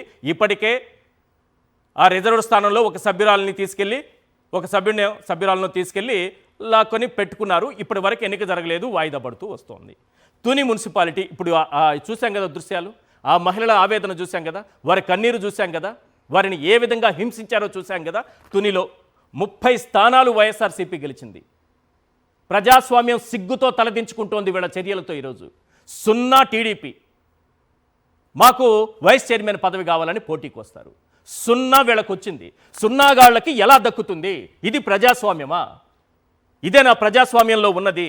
అధికారులు, పోలీసులు ఈ గూండాలకు, ఈ రౌడీలకు వత్తాసు పలుకుతూ రెడ్ బుక్ రాజ్యాంగానికి శాల్యూట్ చేసి ఆ 3 సింహాలని పట్టించుకోకుండా అసలు 3 సింహాలు మన నెత్తిన ఉన్నాయన్న విషయాన్ని కూడా మర్చిపోతే ఈ అడ్డదారిలో ఈ రకంగా పదవులు దక్కుతాయి టీడీపీకి లేదా కూటమికి. సనాతన ధర్మం గురించి మాట్లాడాలంటే పవన్ కళ్యాణ్ గారే మాట్లాడాలి. ఈ ధర్మం గురించి ఆయన ఏం మాట్లాడతారో కూడా ఒకసారి చర్చిద్దాం. సార్ చంద్రశేఖర్ గారు, తిరుపతి, ఏలూరు, నెల్లూరు, హిందూపురం, పిడుగురాళ్ళ, నూజివీడు, బుచ్చిరెడ్డిపాళెం, నందిగామ 2 పెండింగ్లో ఉన్నాయి, అవి పక్కన పెడతాం. ఇప్పుడు వాటి గురించే ఈ గొడవలంతా కూడా. అధర్మంగా అక్కడ పదవులు చేజిక్కించుకోవాలని చూస్తూ ఉంటే, చేజిక్కించుకుంటే సనాతన ధర్మం ఏం చేస్తోంది? ఈ అధర్మాన్ని ఆ ధర్మం ప్రశ్నించదా? అది కూడా ఆ ధర్మం అధర్మం అయిపోయిందా? సార్, ముందుగా మొట్టమొదటిగా మీరు అడిగినటువంటి అంశం, మా అధ్యక్షుల వర్యులు శ్రీ జగన్మోహన్ రెడ్డి గారు చేసినటువంటి వ్యాఖ్యల మీద మీరు మొట్టమొదటిగా అడిగారు. పోలీసుల్ని బెదిరిస్తున్నారు అనేటటువంటి మాట తెలుగుదేశం వారు మాట్లాడుతున్నారు అంటున్నారు. ఎస్. ఏ పదవి లేకపోయినా, ఏ అనుభవము లేకపోయినా, ఎలాంటి అవగాహన వ్యవస్థల మీద లేకపోయినా కూడా ఒక ఎర్ర బుక్ అనే ఎర్రి బుక్ను పట్టుకున్న లోకేష్ గారు ఎలక్షన్స్కు ముందు మాట్లాడి ఏ విధంగా పోలీసుల్ని దూషించి, ఏ విధంగా పోలీసుల మీద దాడి చేసే విధంగా ప్రేరేపించారో మీరు గతంలో జరిగిన సంఘటనలు కూడా ఒకసారి ప్రజలందరూ బెదిరించారు. ఎస్, వ్యక్తుల పేర్లు చెప్పారు. ఇక్కడెక్కడ వ్యక్తుల పేర్లు ఏం చెప్పారు? ఇవాళ జరుగుతుంది. ఇవాళ జగన్మోహన్ రెడ్డి గారు ఇవాళ చెప్పింది కూడా ఏంటి? ఎవరైతే నీతి తప్పి, ఎవరైతే వాళ్ళ బాధ్యతని మరచి, ఎవరైతే తెలుగుదేశం పార్టీ కోసం మాత్రమే పనిచేస్తున్న వ్యక్తులు ఉన్నారో వారికి మాత్రమే ఆ వార్నింగ్. ఎందుకు ఆ వార్నింగ్ ఇవ్వాల్సి వచ్చింది? ఈ 9 నెలల్లో జరుగుతున్నటువంటి సంఘటనలు ఏంటి? వినుకొండలో నడి రోడ్డు మీద ఒక బిడ్డని కొబ్బరి బొండాలు నరికే కత్తితో నరికితే తెలుగుదేశానికి సంబంధించినటువంటి నాయకుడి యొక్క అనుచరుడు ఎలాంటి చర్యలు అక్కడ తీసుకున్నారండి? వాళ్ళ రాష్ట్రంలో జరుగుతున్నటువంటి ఒక్కొక్క సంఘటన, ఆడబిడ్డల మీద జరుగుతున్నటువంటి మానభంగాలు, విద్యా వ్యవస్థలో జరుగుతున్నటువంటి ఆ కెమెరాలు పెట్టడం ఆడబిడ్డల మీద, ఆ బిడ్డలు ఒక్కొక్క బిడ్డ, చిన్న బిడ్డ గర్భవతి అయి, రీసెంట్గా నేను చూశాను, ఆ బిడ్డ పేరు చెప్పటం ఎందుకు, గర్భవతి అయింది స్కూల్స్లో, ఆ బిడ్డల మీద దాడి చేస్తున్నటువంటి సంఘటనలు, టీచర్సే కీచకులుగా మారుతున్నటువంటి అనేక సంఘటనలు, ఇవాళ ఆడబిడ్డల మీద జరుగుతున్నటువంటి అఘాయిత్యాలు, ఈ సనాతన ధర్మం వ్యక్తికి కనపడవు, ఈ నారా లోకేష్ గారికి కనపడవు. ఇవాళ వారు చేస్తున్నటువంటి ఈ అరెస్టుల పర్వం ఎందుకు కొనసాగుతుంది? దీని మీదే జగన్మోహన్ రెడ్డి గారు ఎందుకు చెప్పాల్సి వచ్చింది అంటే, పోలీస్ వ్యవస్థ అనేది అందరి కోసం పనిచేయాల్సినటువంటి బాధ్యత కలిగిన వ్యవస్థ. హోంమంత్రి అనేటటువంటి వ్యక్తి లాండ్ ఆర్డర్ని పరిరక్షించాల్సి ఉంటే ఆవిడ లాండ్ ఆర్డర్ను పక్కన పెట్టి కర్మ సిద్ధాంతాన్ని వివరిస్తుంది.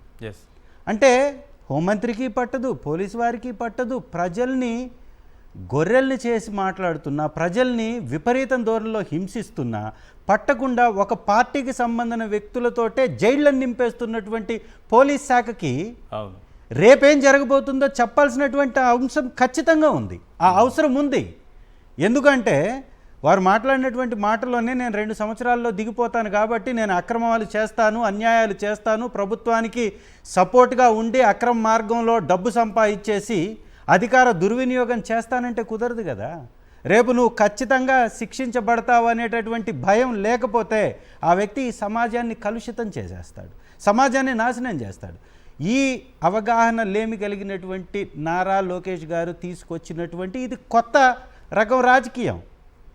ఇతను సమాజాన్ని రాజకీయంతో కలుషితం చేశారు. ఒక ఊరిలో ఉన్నటువంటి ఒక అందరూ అన్నదమ్ముళ్ళుగా మెలిగేటటువంటి వ్యక్తులను కూడా రాజకీయంగా విభజించేసి, రాజకీయంగా కక్ష విద్వేషాలని రెచ్చగొట్టి కలుషితం చేసేశాడు.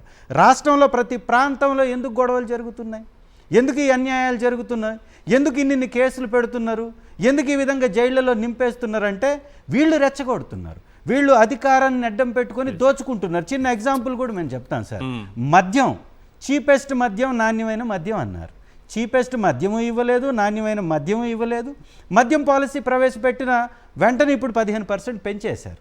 ఎందుకు పెంచారు అంటే ఒక్కొక్క మద్యం షాపు మీద ఒక్కొక్క నాయకుడికి ప్రతి చోట ప్రతి కాన్స్టిట్యున్సీలో ప్రతి మద్యం షాపు మీద 50,000 రూపాయలు కప్పం కట్టాలి ఎమ్మెల్యేకి. ఎర్రగొండపాలెంలో దాదాపు 10 లక్షల రూపాయలని ఒక్కొక్క మద్యం షాపు 50,000 రూపాయలలాగా వసూలు చేసి కప్పం కడుతున్నటువంటి పరిస్థితి ఇన్ఛార్జ్కి. అదేవిధంగా రైస్కి 12 లక్షల రూపాయలు తీసుకెళ్ళి పేదలు తినాల్సినటువంటి ఆ బియ్యాన్ని దోచి ఈ వ్యక్తులకి కప్పం కడుతున్నటువంటి పరిస్థితి. ఇసుకని ఎక్కడికక్కడ రీచ్లు ఏ విధమైనటువంటి భయం లేకుండా రోడ్డు పక్కనే కుప్పలు తెప్పలుగా కుప్పలు పోసి, మా ఎర్రగొండపాలెంకి ఎక్కడా ఇసుక రీచ్లు లేవు సార్. ఎవరో వ్యాపారం చేసుకునే వాళ్ళు పక్క నుంచి ఇసుక తీసుకొస్తారు. ఆ తెచ్చినటువంటి వాళ్ళని ఈ లాఠీలను అడ్డం పెట్టేసి ఆ ఇసుకను లూటీ చేస్తారు. అక్కడ కుప్పలు పోపిచ్చేసి అక్కడ అదే తెచ్చిన ఇసుకని 600కు కొని 1200కు అమ్ముతున్నారు. ఇట్లా దుర్మార్గాలు చేసుకుంటూ పోతుంటే ప్రజల్లో విపరీతంగా వ్యతిరేకత పెరిగిపోతుంది. దీనికే భయపడుతున్నటువంటి చంద్రబాబు నాయుడు గారు, ఏ విధంగా ప్రజల్లో వ్యతిరేకత పెరుగుతుందో కనిపెట్టినటువంటి చంద్రబాబు నాయుడు గారు 10 బుల్లెట్ ప్రూఫ్ వెహికల్స్ ఎందుకు కొన్నాడు సార్? 10 బుల్లెట్ ప్రూఫ్ వెహికల్స్ కొన్నాడు. ఎందుకు? ప్రజలు తిరగబడడం గమనిస్తున్నాడు. అంతేనా? ఇవాళ ఈ భయభ్రాంతులకు ఎందుకు గురి చేస్తున్నాడు? వంశీ గారికి సంబంధించి సత్యవర్ధన్ ఇచ్చినటువంటి రిపోర్ట్ని సోషల్ మీడియాలో ఇవాళ పోస్ట్ చేసింది వైఎస్ఆర్ కాంగ్రెస్ పార్టీ తరఫున. తను ఇచ్చినటువంటి స్టేట్మెంట్ సార్ ఇది. ఈ స్టేట్మెంట్లో చాలా స్పష్టంగా నేను ఆ సంఘటన జరిగినప్పుడు ఆ ప్రాంతంలో లేను, నేను ఎలాంటి సంఘటన నేను చూడలేదు, వంశీ గారికి దానితోటి సంబంధం లేదు. టీడీపీ నాయకుడు బచ్చుల సుబ్రహ్మణ్యం అనేటటువంటి వ్యక్తి నాతోటి తెల్ల పేపర్ మీద సంతకం పెట్టించుకున్నాడని తను ఇచ్చినటువంటి రిపోర్ట్ అండి ఇది. స్టేట్మెంట్ 161 ప్రకారం పోలీసులు రికార్డ్ చేసినటువంటి స్టేట్మెంట్ చాలా స్పష్టంగా దీనిలో హైలైట్ చేసింది. అంటే వంశీ గారికి సంబంధించినటువంటి ఎలాంటి ఇన్వాల్వ్మెంట్ దానిలో లేదని స్పష్టంగా సత్యవర్ధన్ చెప్తున్నాడు. అలాగే ఆ రోజు పట్టాభి గారు రెచ్చగొట్టింది ఎక్కడ? పోలీస్ స్టేషన్లోనే. రెచ్చిపోయి మాట్లాడింది ఎక్కడ? పోలీస్ స్టేషన్లోనే. వైఎస్ఆర్ కాంగ్రెస్ పార్టీ మీద ఆఫీసులో దాడి చేసినప్పుడు అక్కడ గాయపడింది ఎవరు? దళితుడైనటువంటి సీనయ్య అనేటటువంటి సర్పంచ్. దళితుడు, దాన్ని అడ్డుకోవడానికి ప్రయత్నించినటువంటి దళితుడైన కనకారావని సిఐ. ఇవాళ ఎవరిని? సత్యవర్ధన్ అనే వ్యక్తి ఎవరు? దళితుడైనటువంటి ఒక సామాన్య కంప్యూటర్ ఆపరేటర్. అంటే దళిత సామాజిక వర్గాన్ని తన కోసం, తన కక్షా రాజకీయాల కోసం, కక్షా వేధింపుల కోసం, తనపై పెరుగుతున్నటువంటి అసంతృప్తి నుంచి పక్కకు తప్పించుకోవటం కోసం ఏ విధంగా దళిత జాతిని అడ్డం పెట్టుకొని ఆటలాడుతున్నాడో చంద్రబాబు నాయుడు గారు, నారా లోకేష్ గారు స్పష్టంగా కనపడుతున్నాయి. ముగ్గురు ఇవాళ కనకారావు సిఐ గారి మీద దాడి చేసినటువంటి వ్యక్తి మీద కేసు ఉందా? కేసు. సీనయ్య అనేటటువంటి సర్పంచ్ దళితుడి మీద పెట్టినటువంటి దాడి చేసినటువంటి టీడీపీ నాయకుల మీద కేసు ఉందా? పట్టాభి గారిని ఇవాళ తీసుకొచ్చి చైర్మన్గా కూర్చొని పెట్టుకున్నారు. ఏమిటి తన అర్హత? ఏమి చేశాడని? అంటే జగన్మోహన్ రెడ్డి గారిని కించపరచడం, జగన్మోహన్ రెడ్డి గారిని బూతులు తిట్టడం, జగన్మోహన్ రెడ్డి గారి పక్కన నిలబడ్డటువంటి చంద్రబాబు నాయుడు గారి సామాజిక వర్గం వ్యక్తుల్ని దూషించడమే తన అర్హత. ఇవాళ చాలా స్పష్టంగా చెప్పారు మాజీ ముఖ్యమంత్రి గారు, ఈ రాష్ట్రంలో ఏ ఒక్క కమ్మ సామాజిక వర్గానికి సంబంధించిన వ్యక్తి ఎదిగితే చూడలేనటువంటి మనస్తత్వం కలిగినటువంటి వ్యక్తి చంద్రబాబు నాయుడు గారు, లోకేష్ గారు అనేది స్పష్టంగా కనపడుతుంది. వాళ్ళు ఎవరైనా కనపడుతున్నారా? జూనియర్ ఎన్టీఆర్ గారు ఎదుగుతున్నారని ఏ విధంగా తొక్కేస్తున్నారు, తన్ని ఏ విధంగా తొక్కేస్తున్నారు, ఎన్టీఆర్ కుటుంబాన్ని ఏ విధంగా తొక్కేశారు. చంద్రబాబు నాయుడు గారు, నారా కుటుంబంకే ఈ రాష్ట్రం రాసి పెట్టినట్టుగా వాళ్ళు ఏ విధంగా అయితే ఈ యొక్క ప్రజాస్వామ్యాన్ని ఖూనీ చేస్తున్నారో. రెండవది, అన్నిటికంటే చాలా ఆశ్చర్యకరమైనటువంటి విషయం ఏంటంటే పంటకు సంబంధించి సార్ గిట్టుబాటు ధరలు దక్కట్లేదని రైతులు బయటకు వచ్చి గగ్గోలు పెడుతుంటే పట్టనటువంటి పరిస్థితి, పట్టించుకునే నాదుడు కరువైనటువంటి పరిస్థితి. కింటా మిర్చి కొయ్యాలంటే 7,000 రూపాయలు కూలీలకు ఖర్చు అవుతుంది, 1,000 రూపాయలు ట్రాన్స్పోర్టేషన్కి వాటికి సంబంధించినటువంటి అన్ని కార్యక్రమాలు చేయడానికి ఖర్చు అవుతుంటే, దళారీలు కానీ రెంట్ కానీ అవుతుంటే దాదాపు 8,000 ఖర్చు అవుతుంటే ఇవాళ 10,000కి మిర్చి అమ్ముకుంటున్నారు. లక్షలు పెట్టి పండించినటువంటి మిర్చిని ఇవాళ రైతులు రోడ్ల మీద వదిలేసేటటువంటి పరిస్థితికి తీసుకొచ్చారు. పత్తి కూడా రేటు లేకుండా దాదాపుగా 200 రూపాయలు తగ్గిపోయి 2,000 రూపాయలు తగ్గిపోయింది. కంది కూడా దాదాపుగా 6,000 రూపాయలు మైనస్ అయిపోయింది. కింటాకి 12,000 అమ్మింది 6,000 అమ్ముతుంది. అంటే ఈ రకంగా ప్రతిదీ తగ్గిపోతుంటే దాని గురించి పట్టించుకోకుండా కక్షా రాజకీయాలని ప్రేరేపిస్తూ ఎవరైతే నాయకులు వైఎస్ఆర్ కాంగ్రెస్ పార్టీలో ఉన్నారో వాళ్ళ మీద కేసులు పెడుతుంటే ఎవరు భయపడతారు? ఏం జరుగుతుంది మీరు పెట్టే కేసుల వలన? ఏమవుతుంది? నా మీద 9 కేసులు పెట్టారు. ఏమైంది? 9 కేసులు పెట్టారు. ఏం చేస్తారు? అంటే రాజకీయం అంటే కేవలం మీరు దోచుకోవడానికా? రాజకీయం అంటే చంద్రబాబు నాయుడు గారి కుమారుణ్ణి సీఎంగా చేయడానికా? పవన్ కళ్యాణ్ గారిని ఈ యొక్క తీర్థయాత్రలకు తిరగడానికా? పరిపాలన ఎక్కడన్నా సాగుతుందా, కొనసాగుతుందా? పక్క రాష్ట్రాలు జీఎస్టీ గ్రోత్లో మనల్ని మించి ముందుకు సాగుతూ ఉంటే పక్క రాష్ట్రాలు బీహార్లో ఇలాంటి గతంలో చూసేవాళ్ళం మనం, ఇలాంటి గొడవల్ని ప్రేరేపించేవాళ్ళు. ఇవాళ ఆ గొడవలు ఆగిపోయినాయి కాబట్టి బీహార్ రాష్ట్రం ఏపీ రాష్ట్రానికంటే అత్యధికమైనటువంటి పెట్టుబడులను సాధించగలుగుతుంది. ఆ ఇంగిత జ్ఞానం లేకుండా ఈ కూటమి నాయకులు చేస్తున్నటువంటి ఈ దుర్మార్గపు పరిపాలన వలన ప్రజలే తిరగబడతారు. ఇవాళ తునిలో ఏ విధంగా అయితే పిలిపించారో ప్రతి చోట వైఎస్ఆర్ కాంగ్రెస్ పార్టీ పిలిపించేటటువంటి పరిస్థితిని తెలుగుదేశం పార్టీ తీసుకొస్తుంది. ప్రతి చోట వీళ్ళు చేసే వికృత రాజకీయానికి, వీరు ప్రదర్శిస్తున్నటువంటి అధికార మదానికి వారి మీదే వ్యతిరేకత పెరుగుతుంది. వారి మీద ప్రజలు తిరగబడేటటువంటి పరిస్థితి వస్తుంది. కాబట్టి ఇకనైనా మారాలి. ఇకనైనా ఎలక్షన్ కమిషన్ వారు కేంద్రం నుంచి కానీ రాష్ట్రం నుంచి కానీ, కేంద్ర ఎలక్షన్ కమిషన్ కానీ రాష్ట్ర ఎలక్షన్ కమిషన్ కానీ ఇలా జరిగినటువంటి తప్పుడు ఎన్నికని రద్దు చేసి మళ్ళీ తిరిగి పటిష్టమైనటువంటి భద్రత మధ్య ఎన్నికలు జరపాలి.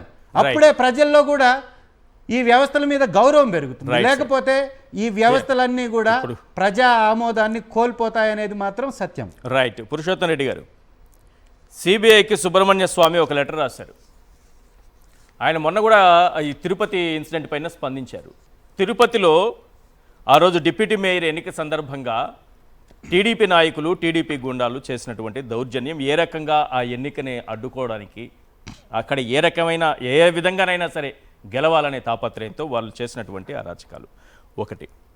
రెండోది, అక్కడ శంకర్ యాదవ్, ఇప్పుడు అతని ఫోటోలు బాగా హల్చల్ అవుతున్నాయి. ఇది ప్రజల్లోకి ఎలాంటి మెసేజ్ వెళ్తుంది? అసలు టీడీపీ ఏం సమాధానం చెప్తుంది ఇప్పుడు దీనికి? ఈశ్వర్, బేసిక్గా ఇక్కడ ఒక మౌలికమైన ప్రశ్న ఏంటంటే, వైఎస్ఆర్ కాంగ్రెస్ పార్టీ 24 ఎన్నికల్లో పెద్ద ఓటమిని చవిచూసింది. అధికార పార్టీకి భారీ మెజారిటీని ప్రజలు అప్పగించి, అంటే 2019 మ్యాండేటరీ కన్నా ఎక్కువ మెజారిటీని ఇచ్చి ఒక అవకాశాన్ని ఇచ్చారు.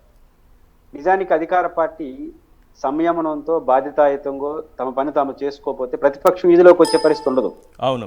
అట్లాంటి ప్రతిపక్షాన్ని నేను ఎందుకు ఈ మాట అంటున్నానంటే, గొడవలు, అణిచివేతలు, దౌర్జన్యాలు ఎప్పుడు అధికార పార్టీకి లాభం కన్నా నష్టం చేస్తాయి. ప్రతిపక్షానికి శారీరకంగా, మానసికంగా కొంత ఇబ్బంది కలిగినా వారికి బలాన్ని చేకూరుస్తాయనేది చరిత్రలో చెప్పినటువంటి సత్యం. అది వైసీపీ కన్నా తెలుగుదేశం పైన వర్తిస్తుంది. అది ఈరోజు ఇప్పుడు నిజానికి ఈ భారీ ఓటమి తర్వాత వైసీపీ అయినా ఏ పార్టీ అయినా కొంత నిర్లిప్తత ఉంటుంది, ఓడిపోయామనేసి. మీరు ఇప్పుడు యాక్టివైజ్ చేస్తున్నారు వైసీపీ. అధికార పార్టీ ఇప్పుడు చాలా చోట్ల ఏమని ఇట్లాంటి కొన్ని ఇప్పుడు డిప్యూటీ మేయర్, వైస్ చైర్మన్ విషయాల్లో కొంత వెళ్ళిపోతే ఏమైనా అది ప్రతిపక్షం పునర్ వెళ్ళిపోతుందా, భయపడిపోతుందా, ఇట్లాంటిది ఏమైనా అనుమానాలు ఏమైనా అధికార పార్టీకి ఉందా అని నాకు అనిపిస్తుంది అప్పుడప్పుడు. ఇప్పుడు మన చర్చల్లో ఒక వార్డు తుని నుంచి కౌన్సిలర్ గారు పాల్గొన్నారు, గతంలో తిరుపతి నుంచి మేయర్ గారు పాల్గొన్నారు. వీళ్ళందరూ గత 1 year లో మనకి ఎప్పుడైనా కనపడ్డారా టీవీ డిబేట్ లో? లేదు. మహిళలు కానీ వీళ్ళందరూ కనపడలా. ఇప్పుడు ఎందుకు కనపడుతున్నారు అంటే మీరు వాళ్ళని బెదిరిస్తున్నారా, బెదిరించే పేరుతో యాక్టివైజ్ చేస్తున్నారా? అది ఇప్పుడు అధికార పార్టీ అంత త్వరగా గుర్తిస్తే అంత మంచిది. కాబట్టి అధికార పార్టీ ఎక్కువ ఇట్లాంటి చర్యలు చూసుకుంటే ప్రతిపక్షం మరింత యాక్టివ్ అవుతుంది. రైట్. మౌనంగా ఉండే వాళ్ళు కూడా వీధుల్లోకి వచ్చి నిలబడతారు. అది ఆ పార్టీ గుర్తిస్తే మంచిది. ఇది ఫస్ట్ పాయింట్. రెండోది, తిరుపతి అయినా ఇంకో చోటైనా సత్వర న్యాయం జరగకపోతే అది విపరీత పరిణామాలకు దారితీస్తుంది. నిజానికి తిరుపతిలో జరిగిన ఘటన ఆ రోజే కానీ ఎలక్షన్ కమిషన్ సీరియస్ స్టెప్స్ తీసుకుంటే కంటిన్యూ అయ్యిండేదా ఈ రోజు ఇతర రాష్ట్రంలో ఇతర ప్రాంతాల్లో? ఎప్పుడైతే ఒక చోట ఒక ఘటన జరుగుతుందో దాన్ని రెక్టిఫికేషన్ చేసుకోకపోతే మరింత జరుగుతా ఉంటే రాష్ట్రం అంతా అల్లుకుంటా ఉంది. ఈరోజు ఇప్పుడే నేను పోలీస్ అధికారుల సంఘం యొక్క ప్రెస్ కాన్ఫరెన్స్ చూశాను. వారు ఆవేదన అంటే మాజీ ముఖ్యమంత్రి గారు ఇలా అనడం కరెక్టా తప్పా అనే చర్చకి వెళ్ళారు. చెప్తూ ఇంకో మంచి మాట అన్నారు, అదేంటంటే మేము చట్టానికి న్యాయానికి కట్టుబడి ఉంటాం. కట్టుబడి ఉంటే ఇంకా సమస్య లేదు. అంతే. వాళ్ళ ఆందోళన ఏంటంటే బెదిరిస్తే మేము పని చేసుకోలేమంటున్నారు. అవును, అంటే ఇట్లా బెదిరిస్తే మేము అది కరెక్ట్. మనం మొదట్లోనే చెప్పాం, ప్రభుత్వం ఒకవైపు ఒత్తిడి, ప్రతిపక్షంలో ఉన్నటువంటి పార్టీ మేము అధికారంకి వస్తే తప్పు చేసిన వాళ్ళు ఊరుకోని మాజీ ముఖ్యమంత్రి వ్యాఖ్య మీరు పని చేయలేరు. అదే ఆవేదన. రైట్. ఇక్కడ కూడా జగన్మోహన్ రెడ్డి గారు చెప్పింది తప్పు చేసిన అధికారుల విషయంలో అన్నారు. మిగతా వాళ్ళు ఎందుకు భయపడాలి? పాయింట్ నెంబర్ 1, చంద్రబాబు నాయుడు గారు కొట్టండ్రా పోలీసుల్ని, తరమండ్రా, వాళ్ళని రాళ్ళ తీసుకుని కొట్టండ్రా అన్నారు. ఇక్కడ జగన్మోహన్ రెడ్డి గారు ఎవరిని అంటే వ్యక్తిని లేకపోతే ఒక గ్రూప్ని చూపించి ఎక్కడ చేయలేదు. ఈ లోకేష్ గారు అయితే రెడ్ బుక్ని చూపిస్తూ ఎస్పీ గారి పేరు, పలానా ఎస్పీ నీ పేరు నోట్ చేశా, పలానా ఎస్పీ నీ పేరు నోట్ చేశా అని చెప్పారు.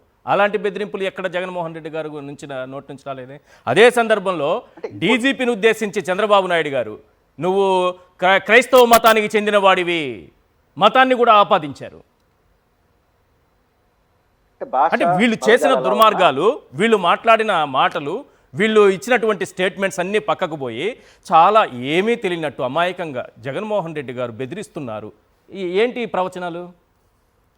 నేనేమంటానంటే భాష ఏదన్నా ఉంది. రేపు జగన్మోహన్ రెడ్డి గారు కొన్ని పేర్లు కూడా చెప్తారేమో, చెప్పక తప్పదు కదా. ఇప్పుడు ఒక ఆయన పేరు చెప్పాడు ఇండైరెక్ట్ గా, ఇక్కడున్న ఒక సర్కిల్ ఇన్స్పెక్టర్ నేను 1.5 year తర్వాత రిటైర్ అయిపోతాను కాబట్టి అంటే అర్థం ఏంటి? నేను చేసి వెళ్ళిపోతున్నాను కదా అర్థం. అవును. దానికి కౌంటర్ గా రిటైర్ అయినా తీసుకొస్తానని చెప్పాడు. రేపు పేర్లు కూడా చెప్పాల్సిన పరిస్థితి వస్తుంది. ఎందుకు అంటున్నానంటే పోలీస్ అధికారుల యొక్క ఆవేదనని యాక్సెప్ట్ చేస్తూనే వాళ్ళ ఆవేదనతో మనం కూడా యాక్సెప్ట్, అదేంటి ఇట్లా రాజకీయ పార్టీల మధ్య వైరం పెరిగిపోతే మేము ఇండిపెండెంట్ గా పనిచేయలేమన్న మీ బాధ కరెక్ట్. కానీ మీరు ఇండిపెండెంట్ గా పనిచేస్తే ఈ పరిస్థితి రాదు. దాంట్లో పరమార్థం ఉంది. కాబట్టి మీరు మా మీద ఇట్లా పొలిటికల్ ఒత్తిడి వస్తే మేము ఇండిపెండెంట్ గా పనిచేస్తామా అంటున్నారు. అది కరెక్ట్. మనం కూడా మన ఆవేదన అది. మీరు ఇండిపెండెంట్ గా పనిచేస్తే ఆ పరిస్థితి రాదు. కాబట్టి మీరు ఇండిపెండెంట్ గా ఉండాలనుకుంటున్నారు కాబట్టి పోలీస్ అధికారుల సంఘం మీరు ఇండిపెండెంట్ గా ఉండండి. ఇండిపెండెంట్ గా ఉంటే ఏ రాజకీయ నాయకుడు అదుపు తప్పడు. కాబట్టి పోలీసులు ఇండిపెండెంట్ గా, ముఖ్యంగా ఎలక్షన్ కమిషన్ పట్ల చాలా అభ్యంతరం ఉంది. ఇంత జరుగుతుంటే రాష్ట్రంలో ఏదో ఒక స్టెప్ తీసుకోకపోతే ఇంకా ఎలక్షన్ కమిషన్ ఉండడం ఎందుకు? కలెక్టర్లు ఆర్డీఓలు నిర్వహించేస్తారు కదా. కాబట్టి ఇప్పటికైనా ఎలక్షన్ కమిషన్ చేయకపోతే మార్చిలో జరిగే ఉపద్రవం ఇంకా పెద్దది, ఇంకా అవిశ్వాస తీర్మానాలు వస్తాయి. ఇది రెండు రాజకీయ పార్టీల వైరం చివరకు వ్యవస్థలు కుప్పగలేదాన్ని దారితీస్తాయి. కాబట్టి అధికార యంత్రాంగం ఇండిపెండెంట్ గా ఉండాలి. అధికార పార్టీ కూడా నేను ఇంతకు ముందు ప్రస్తావించినట్టు మీకు వచ్చిన అవకాశాన్ని సానుకూలంగా తీసుకెళ్తే మంచిది తప్ప, లేకపోతే అనవసరంగా అధికారంలో ఉన్న వాళ్ళు మీరు ఇబ్బంది పడతారు. బెదిరింపులు అదిరింపులు అనేది ప్రతిపక్షానికి ఎప్పుడు కూడా అసెప్ట్ అవుతాయి. ఒక దశ దాటిన తర్వాత అది బలహీనపరచమని వాళ్ళు గుర్తిస్తే మంచిది. రైట్. పాషా గారు, అధికారులు పోలీసులు వాళ్ళ వ్యవహార శైలి కంటికి కనిపిస్తోంది కదా, మరి దీనిపైన ఎటువంటి కామెంట్స్ రాకూడదు, మా విధులకు అడ్డుపడినట్టే ఇది అన్నట్టు మాట్లాడడం కరెక్టేనా? సార్, ప్రజాస్వామ్య పరిరక్షణ బాధ్యత ఇది ప్రభుత్వం యొక్క బాధ్యత సార్. ప్రభుత్వం అంటే పోలీసు వ్యవస్థ అన్నది ప్రభుత్వంలో భాగమే. Election commission okay independent body, కానీ తను కూడా ప్రజాస్వామ్యానికి కోసమే పనిచేస్తుంది, ప్రజల కోసమే పనిచేస్తుంది. ఇక్కడ నేను ముందుగా పోలీసుల గురించి మాట్లాడాలి సార్. పోలీసులు భద్రత కల్పించండి, 17వ తారీఖు ఈ ఎలక్షన్ని కంప్లీట్ చేయండి అని చెప్పేసి హైకోర్టు చెప్పవలసిన అవసరం ఎందుకు వచ్చింది? డీజీపీ గారు సమాధానం చెప్పాలి. అంటే అక్కడ జరుగుతున్నటువంటి ఆ సంఘటనలు చూసి భద్రత కల్పించాలి అని చెప్పేసి కూడా పోలీసు వాళ్ళకి అనిపిస్తలేదా? హైకోర్టు చెప్పేంత వరకు పోలీసులు చేయరా, భద్రత కల్పించరా? డీజీపీ గారు దీనికి సమాధానం చెప్పాలి. ఇది నిజంగా దారుణం సార్. ఇందాక మహిళలు ఏడుస్తుంటే నిజంగా నాకు చాలా బాధేసింది. ఏంటి పరిస్థితి? మణిపూర్లో పరిస్థితులు చూసినట్టుగా అనిపించింది. ఎందుకు అంటే అనాలనిపించింది, మణిపూర్లో చూసినట్టు అనిపించింది నాకు. మహిళలు ఏడవడం ఏంటండి? దేనికోసం అని చెప్పేసి ప్రభుత్వాన్ని తీసుకొచ్చారు. మీ ప్రభుత్వానికి ఓటు వేసిన ప్రజలు ఈరోజు ఆలోచించుకోవాలి. దేనికి? ఒక గర్భిణి, ఆ గర్భిణిని కూడా పరిగెత్తిస్తున్నారు అంటే దీనికంటే సిగ్గుచేటు ఇంకోటి ఉండదు. ఈ విషయం చంద్రబాబు నాయుడు గారు, లోకేష్ గారు ముఖ్యంగా అర్థం చేసుకోవాలి. పవన్ కళ్యాణ్ గారు సరే ఆయన ఆడున్నాడు, ఆయన కూడా ఒక రోజు అర్థం చేసుకుంటాడు, అది వేరే విషయం. ఇక నెక్స్ట్ పోలీసు వ్యవస్థ గురించి కాకుండా ఎలక్షన్ కమిషన్ ఒక సూటిగా ఒక ప్రశ్న అడగాలి సార్. 30 సీట్లు ఒకవైపు ఉండి 0 సీట్లు ఒకవైపు ఉంటే ఎవరు గెలుస్తారు? ఇది ఎలక్షన్ కమిషన్ సమాధానం చెప్పాలి. ఆల్రెడీ సుప్రీంకోర్టులో చండీగఢ్లో ఒక రిటర్నింగ్ ఆఫీసర్ని ఇట్లనే మేయర్ ఎలక్షన్లలో supreme court chief justice of India అప్పుడు ప్రశ్నించరు ఏం చేసినావు నువ్వు అని చెప్పేసి. Yes. ప్రస్తుతం అదే పరిస్థితులు ఆంధ్రప్రదేశ్లో రావాలా? రిటర్నింగ్ ఆఫీసర్లని సుప్రీంకోర్టు హైకోర్టులు ప్రశ్నించాలా? ఆ పరిస్థితులు వచ్చేంతవరకు వెయిట్ చేస్తారా, లేదంటే ఇప్పటికైనా సరే న్యాయం చేస్తారా? ఎంత ఘోరం సార్, 0 సీట్లు వస్తే ఎట్లా గెలుస్తారు సార్? నాకు అర్థం కాదు. ఎక్కడన్నా లాజిక్ ఏమైనా ఉందా? లాజిక్ ఒక్కసారి అసలు మిస్ అవుతున్నాను నేను లాజిక్. రెండోది బహిరంగంగా రౌడీయిజం. అక్కడ వీడియోలో కనిపిస్తుంది, అది పట్టుకుని కొడుతున్నాడు, ఆ బస్సు పలుగుతున్నది. బహిరంగంగా సాక్ష్యాలు ఆధారాలు అన్నీ ఉన్నాయి. రిటర్నింగ్ ఆఫీసర్కి అథారిటీ లేదా?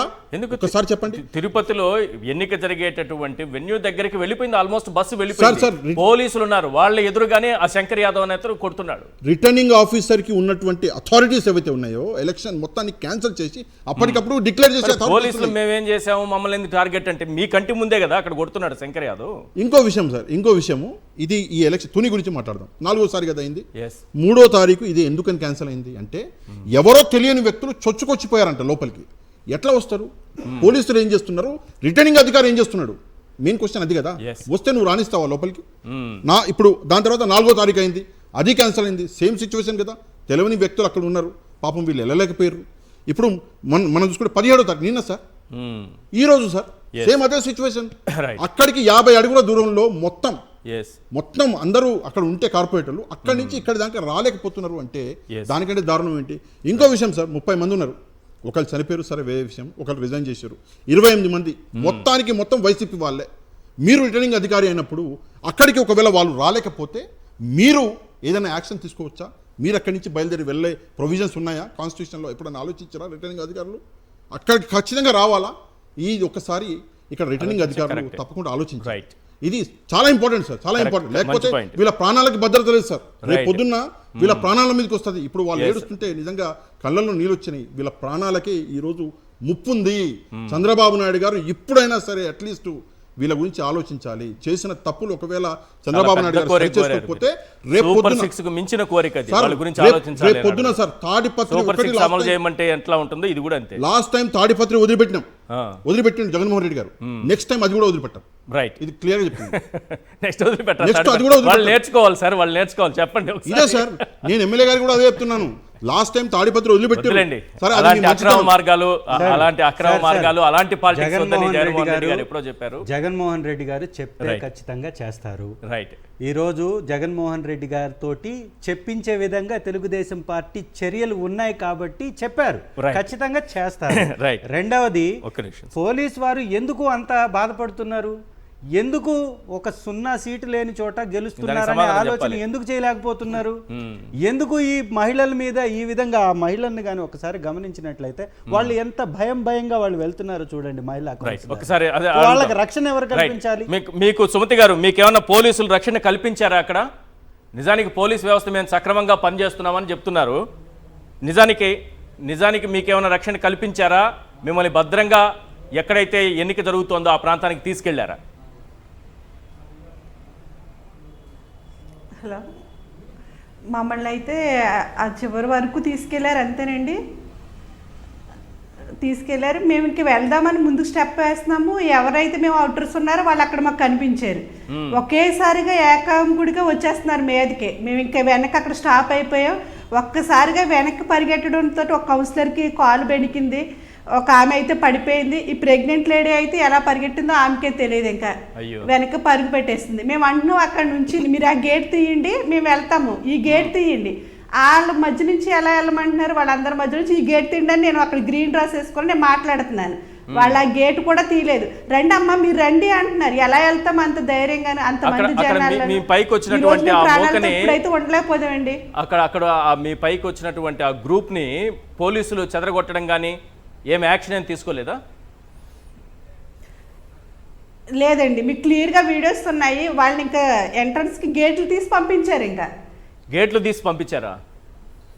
మా మీదకే ఒక్క క్షణం మేము వెనక్కి పరుగు తీయకపోతే ఈరోజు మేము ముందు మేము కూర్చుని ఉండేవాళ్ళం కదండి.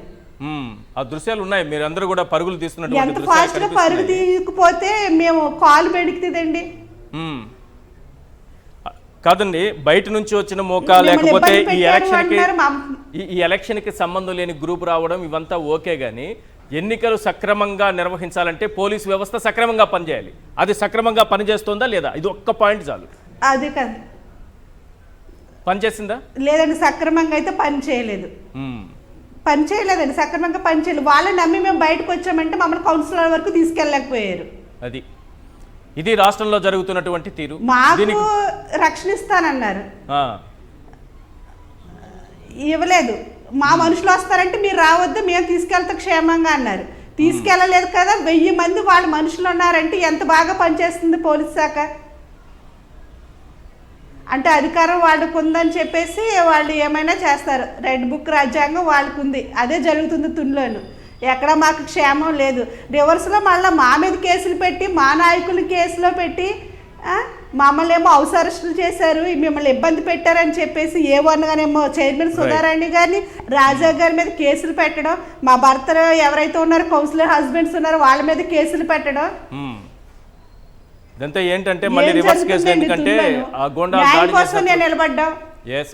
దాడి చేసినప్పుడు మీరు వాళ్ళకి చిక్కలేదు, మీరు తప్పించుకుని పోయారు, వాళ్ళు చెప్పినట్టు వినలేదు కాబట్టి రివర్స్ కేసు పెడతారు. ఇప్పుడు పోలీసు వ్యవస్థ మొత్తం కూడా సుమతి గారు మాట్లాడింది వింటే వ్యవస్థ ఏ రకంగా పనిచేస్తుందనేది అర్థమవుతుంది.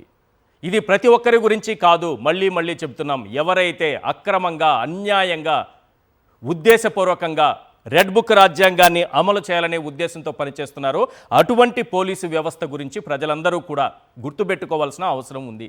థ్యాంక్ యూ అండి సుమతి గారు, అలాగే పురుషోత్తం రెడ్డి గారు, పాషా గారు, చంద్రశేఖర్ గారు. Thank you so much sir. ఇది వాళ్ళ చర్చా కార్యక్రమం. చూస్తూనే ఉండండి సాక్షి టీవీ.